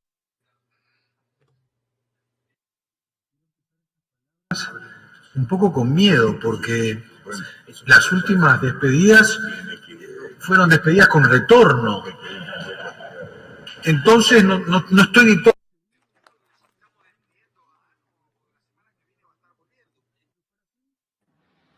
Nada mal. Un poco de humor no nos hace mal, estimados amigos. Anne es un ser humano excepcional, entrega todo de sí en la organización, es básicamente Francia, la representa in totum, lo hace con un sentido natural y eso marca mucho, nos incluye a todos y de alguna manera nos llena de ese sentido de lo que implica la República Francesa. Y lo ha hecho siempre en los temas en donde tiene una vertiente de preocupación. Sus inquietudes en torno al capítulo de las mujeres han sido relevantes. Sus aportes en materia de los 4 ejes de la organización son hiperrelevantes. Pero por encima de todo siempre está cerca de una buena reflexión, una mirada moderada. Diría que es de esos observadores permanentes que tiene el tino para conversar con los representantes permanentes y tener una dialéctica que construya un sentido de consenso, entendimiento y unidad. Y eso es con natural a su propia personalidad, a su estilo y a su forma de ser. Así que solo queda agradecerle, desearle lo mejor. Nos hemos sentido todos nosotros, pero yo estoy hablando en nombre de nuestro grupo, del Grupo Sur, muy cerca, muy próximos a ella por su por su talante, su activismo y todo lo que ha representado. Así que es eso, con mucho cariño, con mucha emoción, estas cosas se dicen con el alma, porque si no, de lo contrario son letra muerta, se tienen que decir con el corazón. Le deseamos a Anne lo mejor y estamos seguros que lo va a recorrer. Un beso muy grande. Thank you, Uruguay. I now recognize Barbados. Madam President, colleagues, thank you very much for the opportunity to speak on behalf of the members of the group of CARICOM and to bid farewell to this outstanding member of our community here in the Organization of American States. It would be remiss of us if we didn't say something about the attributes of this fine lady. Before I do so, every time we speak of a powerful woman who has ascended to great heights, it gives all of us in CARICOM great pleasure. You know, we are very fond of powerful women. Ambassador LeBlanc took up her position as a permanent observer of this organization in September 2018. She was a career diplomat. She previously occupied several very powerful positions in Paris. And prior to her position here, she served as ambassador to Botswana, senior counsel at the French Embassy of the United States, director of training and recruitment, political counselor in Madrid, Spain, and in Brussels. And then she was deputy director for West Africa, a special advisor for financial and economic affairs in the African Department, 1993 to 1996. And then deputy director for Central America and the Caribbean. So Ambassador LeBlanc has always been a friend of the Caribbean. There are strong relationships that exist between CARICOM and the French. For one thing, there are members, these are associate members of CARICOM by many French departments, by the 3 French departments, French Guiana, Guadeloupe, and Martinique. We have sought during our time with Ambassador LeBlanc to strengthen the long and strategic partnerships that the region and the European state has enjoyed, given the large number of Caribbean persons in the French state and in its departments. The importance of that relationship is reflected in our cooperation in vital socioeconomic areas, including security. France is also a non-borrowing member of the Caribbean Development Bank. They have also done sterling work in cooperation and language training, and the French influence in the EU has caused us to seek, even through Ambassador LeBlanc's advocacy, issues of the graduation of middle-income countries from concessionary financing in the European Union.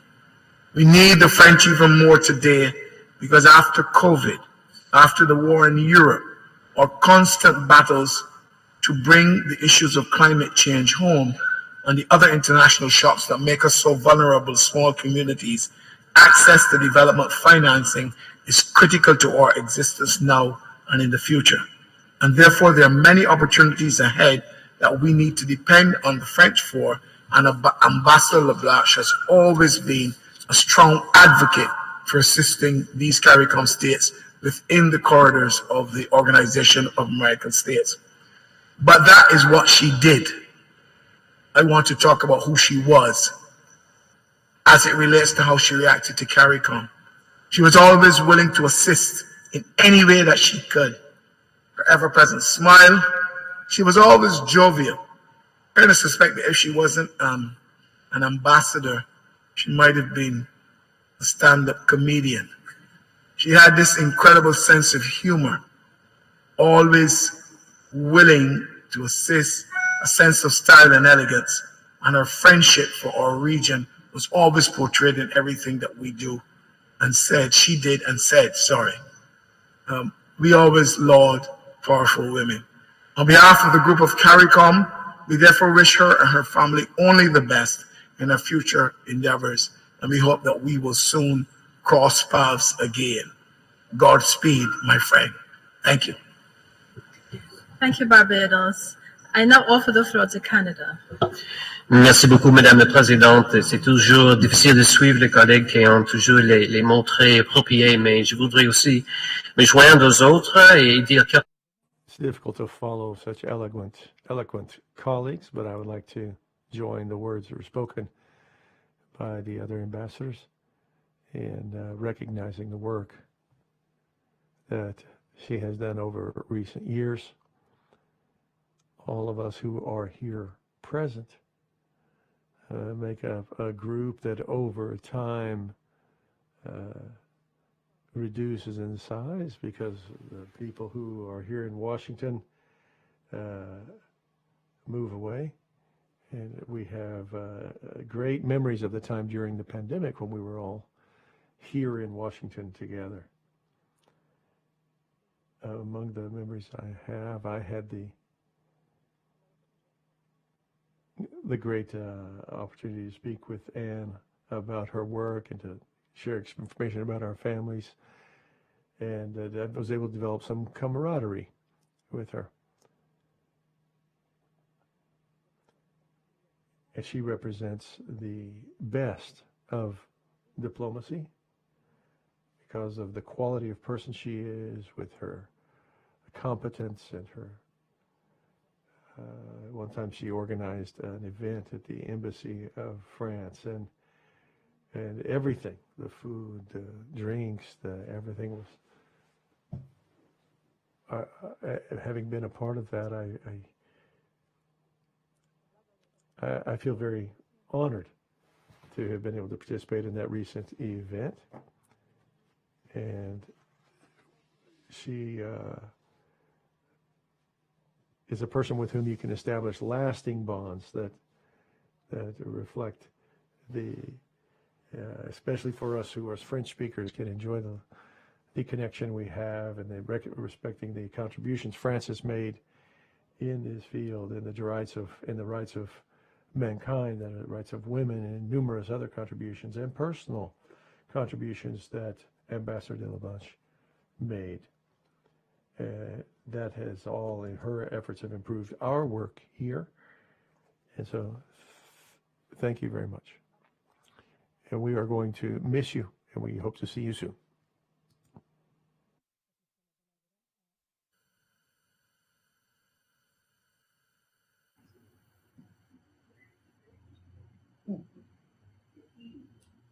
Thank you, Madam Chair.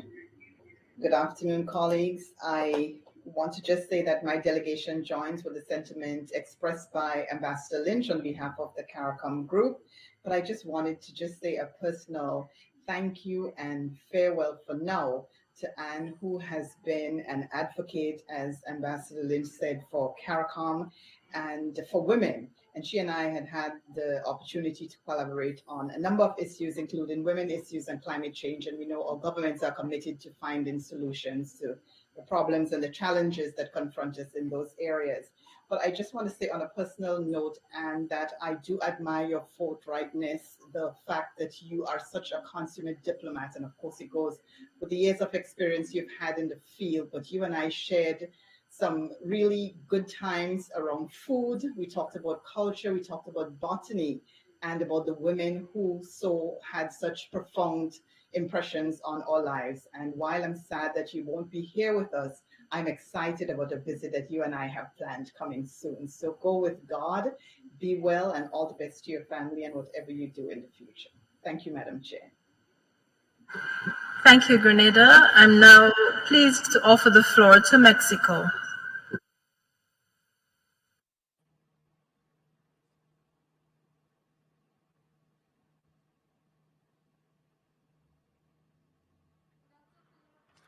Thank you, Madam Chair. The delegation of Mexico has great affection for Ambassador Angel Levanch, who, during her time working with this organization, has impressed us with her professionalism. We have deep historical, cultural, and economic bonds with him, and the idea that she brings feminism into this, and that and understanding the importance of multilateralism as a tool for maintaining peace internationally and to resolve the global challenges we face. Ambassador LeBlanc, we thank you. We recognize the work that you have done and that you have represented well the observer nations that work with this organization. We thank you for the support that you've given us to drive the agenda of women in the organization, in particular through the celebration of the Forum to Empower Women that was held a few years ago. The governments of Mexico and France have held a lot of joint actions to strengthen and we thank you for the commitment to promote that Forum for Equality that was held in 2 great sessions in 2021, the first in March in Mexico City and the second in July in Paris, which addressed the importance of the lack of action to bring gender equality to the world, in particular recognizing the equality of women. We acknowledge your knowledge for the work you did before on behalf of France, and we wish you great success in your future endeavors. We will always recall your friendship, your professionalism, and your hard work as an outstanding member of the diplomatic services of France. Thank you, Madam Chair.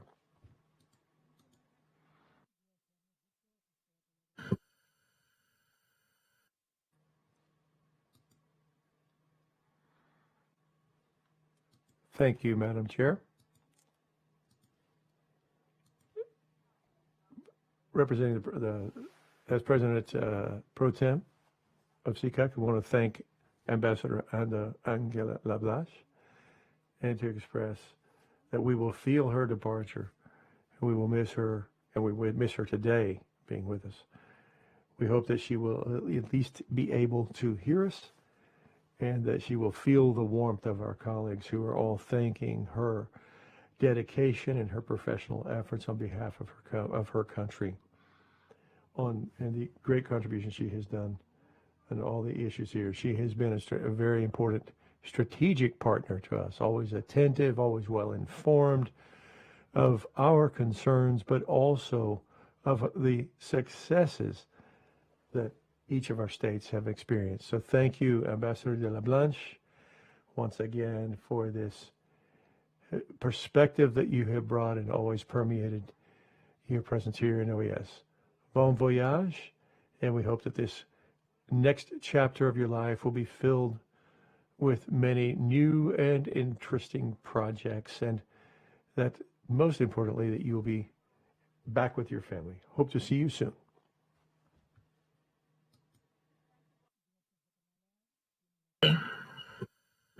Gracias, Presidente. Thank you, Madam Chair. We join those others who have spoken, in particular the words of our coordinator, Dr. Abdallah, because in recent years, personally in recent months from me, I have seen the commitment, dedication, and professionalism of Ambassador de la Blanche as she employs her diplomatic talents with warmth and humanity. Chile wishes you the greatest success in your future professional endeavors and personal ones too. Thank you very much.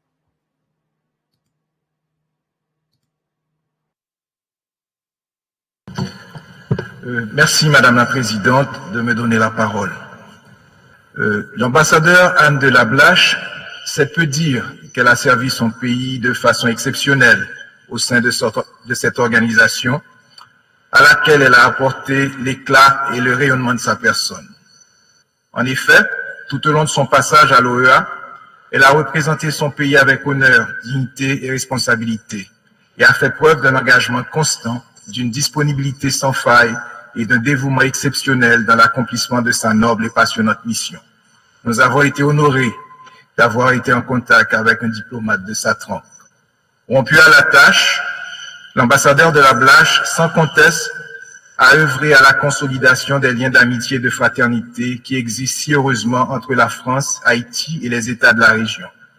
À cet égard, je tiens à la remercier très sincèrement au nom de ma délégation et à lui exprimer notre plaisir d'avoir pu travailler ensemble au bénéfice de nos États. Ces 4 années passées au sein de notre organisation nous ont permis de découvrir un diplomate chevronné et déterminé, dont l'engagement personnel, la disponibilité et le dévouement ont grandement contribué à l'avancement des grandes causes chères à notre organisation au profit de notre région. Son absence sera particulièrement ressentie pour sa contribution au multilatéralisme régional.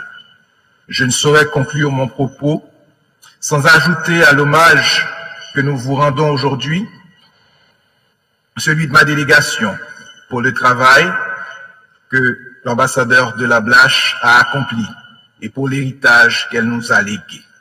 Ambassadeur de la Blache, nous vous souhaitons sincèrement un bon retour dans votre pays et beaucoup de succès personnel.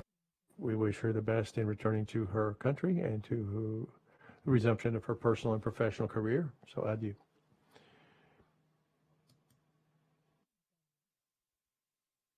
Quiero añadir mis palabras, queridán, para despedirme. Sé que estás de viaje y que ibas a intentar conectarte.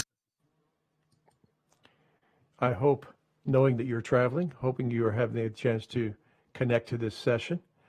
We have crossed paths only for a few brief months, but it was more than enough time for me to notice your professionalism, your knowledge of the hemisphere and of this organization. You have left a deep vacancy here for us. We will certainly miss your affection, your friendship, and your leadership. We wish you the very best in your professional and personal future. Bon voyage, Anne, and à bientôt. The Holy See. Muchas gracias, señora presidenta. Thank you, Madam Chair. First of all, I have received a message from Ambassador de Blanche. She is in the Charles de Gaulle Airport in Paris, arrived well. So she sends a greeting to everyone. She would have loved to have been here to say farewell, but that was simply not possible. As she thanks everyone for their demonstrations of affection that you have expressed toward her. The mission of the Holy See has the honor of hearing the voices of joining the voices of other delegations here, and also mentions the words of Ambassador Camemonta to bid farewell to Representative Anne de la Vanche, who is concluding her mission here. During this time that we have had the opportunity to share elbow to elbow with her in this place where we observe, where we see the discussions and debates in the organization, we've been able to confirm the commitment, her commitment and her dedication, the dedication to her country and to the Americas. We also recognize the extraordinary nature of her human warmth. She really was a natural at making friends, and she was open to speak in dialogue with anyone. She has taught us a very clear way to carry out diplomatic work very effectively and with affection. It is true we will miss your presence here, your counsel, your fine take on diplomatic and political issues that address the times we are living in and to which our hemisphere is subject. But we will miss your humanity. And why not? The Americas continue to be a palpable place where humanity is and thrives. We wish you everything, all the best in your personal life and your professional life, that you'll be able to continue to put your mind and your heart into those matters that serve humanity well. God bless you. Bon voyage. À bientôt. Thank you very much.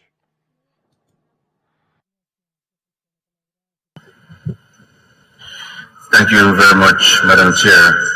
On behalf of the Secretary General, who's unable to be with us today, the General Secretariat and myself, we wish to extend our gratitude to Ambassador de la Blache for her contributions, her hard work, her diplomatic dexterity, her discreet wisdom, and above all, her commitment to the principles and values that underpin our organization. France has always been a valuable strategic partner of the OAS, and Ambassador de la Blache strengthened and reaffirmed that relationship using her tremendous experience and diplomatic skills. She mentioned in her video message that it's not easy being a permanent observer, and we believe her, but it is clear from the expressions of admiration and appreciation around the table that she did a fantastic job. Her impact has been felt. We wish the Ambassador all the very best in this new stage in her life. Thank you, Madam Chair. Thank you, ASG. I am sure that Ambassador de la Blache, upon arrival in France, will listen to and gladly receive your warm farewell greetings and interventions. Ambassador de la Blache, we wish you success in your future endeavors. Thank you for your contributions to the OAS and to this Permanent Council. Distinguished representatives, we will now proceed to the last item, other business. Before opening the floor to delegations wishing to bring any informative issues to the attention of this Council, I wish to inform you that the Secretariat has delivered to all delegations an envelope containing the official luggage tag identifiers for travelers to the General Assembly in Lima, Peru. Delegations who may require additional tag identifiers are encouraged to signal this to the personnel of the General Secretariat at the end of this session. Thank you. The floor is open to delegations. I recognize Peru.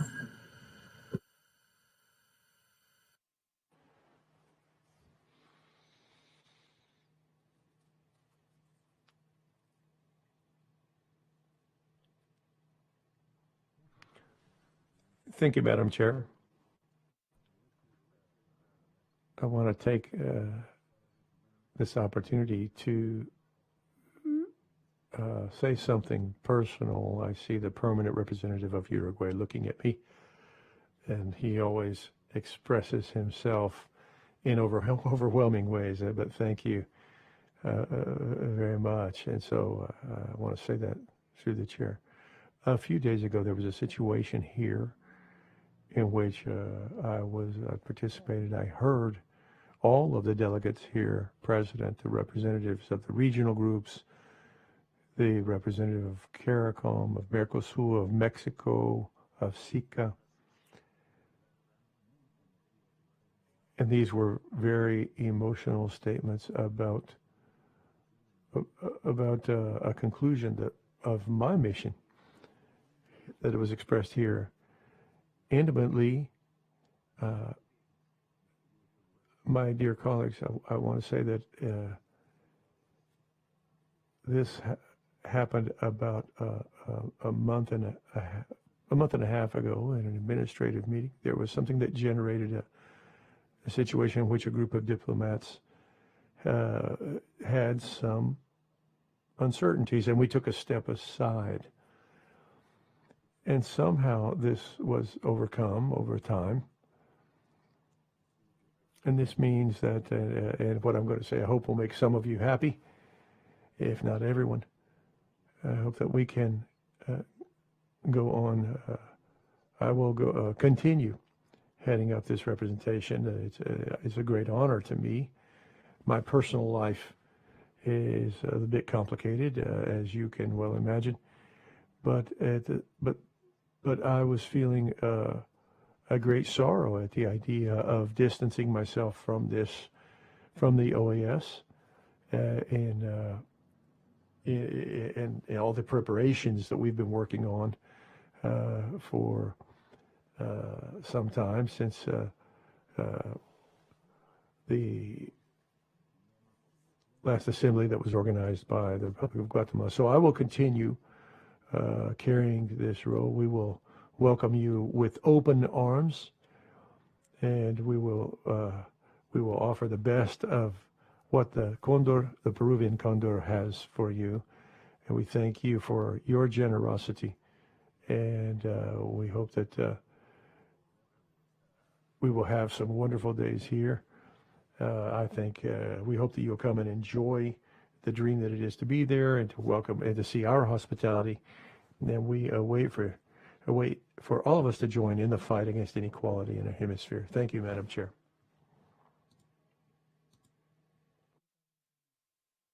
Presidencia, tomamos la palabra. Thank you, Madam Chair. We take the floor briefly to express our solidarity with the people of Mexico in response to the earthquake that they experienced on Monday, 17th of September. Our hearts go out to the victims who were so affected, and we also offer an embrace of solidarity to Puerto Rico because of and the other countries who were affected by the hurricane. And we thank you for your words of solidarity related to Dominican Republic and to Puerto Rico and to Mexico because of all those who were affected. So, Madam Chair, climate change does affect us all. It is a reality, an imminent reality. And whatever steps we can take here in OAS and other multilateral spheres have more significance than ever. Thank you very much.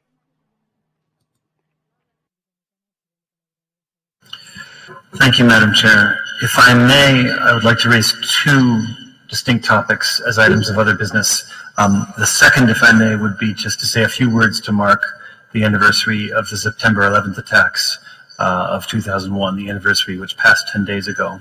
But before turning to that, I'd like to raise, just for consideration, an issue, very logistical issue, which is to suggest, as I've had several conversations with some of you, that we find a way to get back to a June schedule of General Assembly meetings. My understanding is that that's the traditional schedule that we used to be on. With the pandemic in 2020, of course, we delayed to the fall in the hopes of having an in-person meeting. We had we had ended up having virtual meetings in 2020, 2021. This year, gracias a Peru, we're returning to in-person. But I think there's a general agreement that the October schedule is not ideal. It's not ideal for the processes of the OAS. It's not ideal for our delegations. If there's a way to return to the June schedule, it would bring many benefits. One possible way we could do this is that the General Assembly next year could be a no-host General Assembly here at the OAS headquarters. I propose that not to rob any country of the honor and privilege and hard work of hosting an in-person General Assembly, but simply because June is only 9 months away. And if we are going to get back to June, we have sort of a short year, and it might be challenging for a delegation to do everything necessary to host in 2023. We could then return in June of 2024 to a country hosting the General Assembly.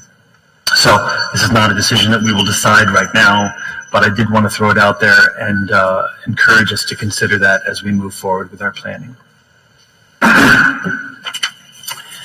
If I may, then I'll take a few minutes.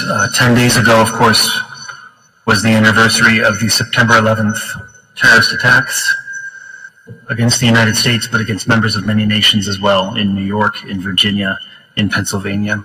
So I would be remiss if I did not take the opportunity to note that event and the two specific ways that that event resonates in the OAS.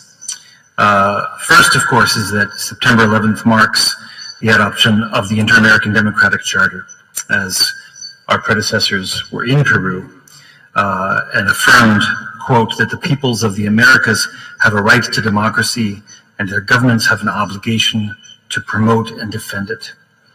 And on the same day, only minutes later, nearly 3,000 innocent people were murdered in a cowardly act of terrorism that cost the lives of citizens from more than 90 nations around the globe, including OAS member states.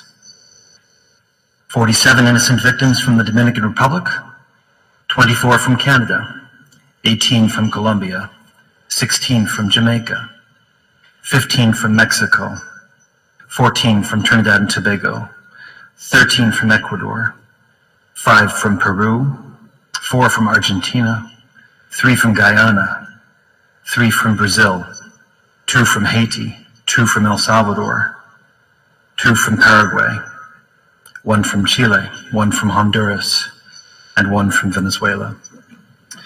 Speaking in Lima at the General Assembly that day to sign the Inter-American Democratic Charter, the late Secretary of State Colin Powell said the following to our foreign ministers, I quote, "A terrible tragedy has befallen my nation, but it has befallen all of the nations of this region, all of the nations of the world, and it has befallen all of those who believe in democracy.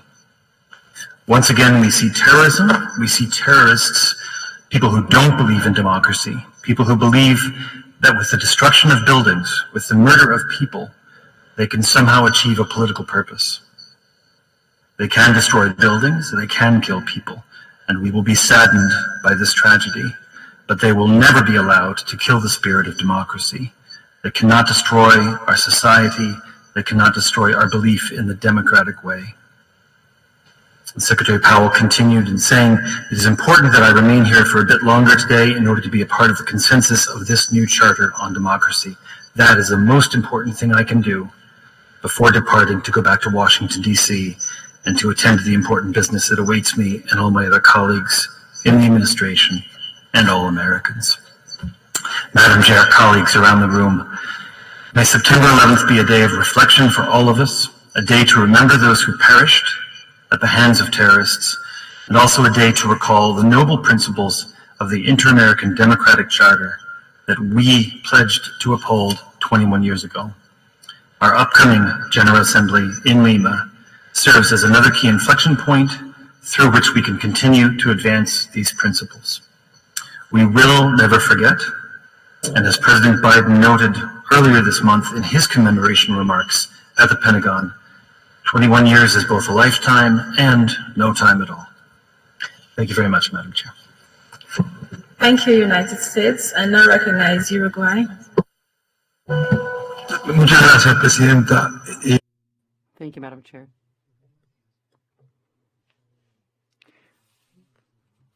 We have been working recently in the group that defends free expression. We've been working on a document for the General Assembly. And it seems that it's very necessary that the delegations, as they seem fit, that they involve themselves as much as they possibly can in this matter. Given that the organization has been working on this, but in addition to what we can do, the reality is demanding that we have a fact-based, realist approach to defend freedom of expression, journalism. This is a fundamental basis of democracies. And we are facing a democratic deficit, a very notable democratic deficit. Just a few hours ago, we heard from different delegations, but John Feely specifically spoke about this,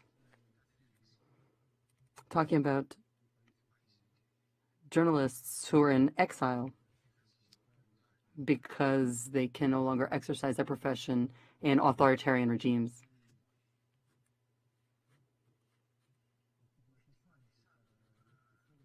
This is rather stigmatizing for those of us who are witness to these types of processes. And I believe that we need to continue to address this matter. So here, in this other business section, I would like the other delegations to understand how important it is to reflect on and to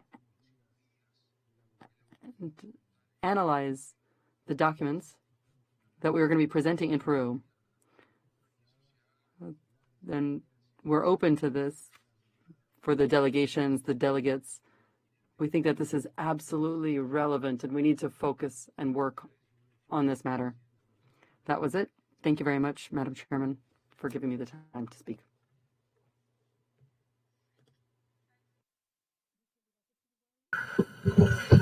Muchísimas gracias, señora presidenta. Quisiera...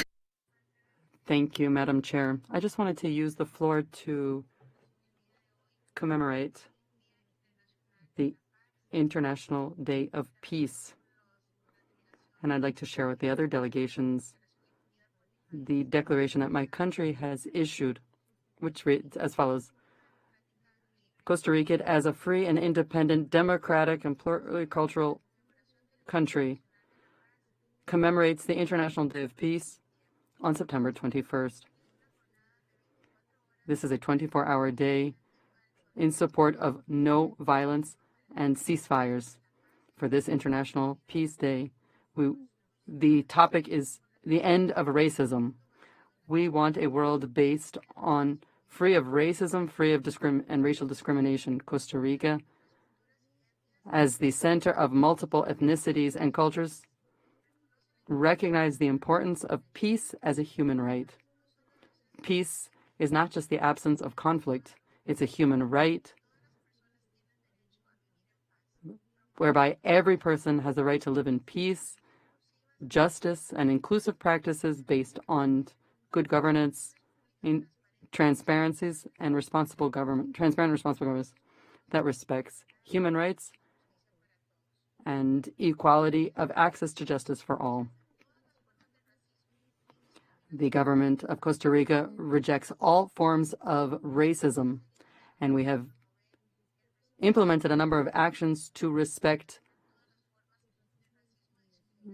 justice and supporting Costa Ricans to fight against racism and support human rights in all of its forms. Thank you very much.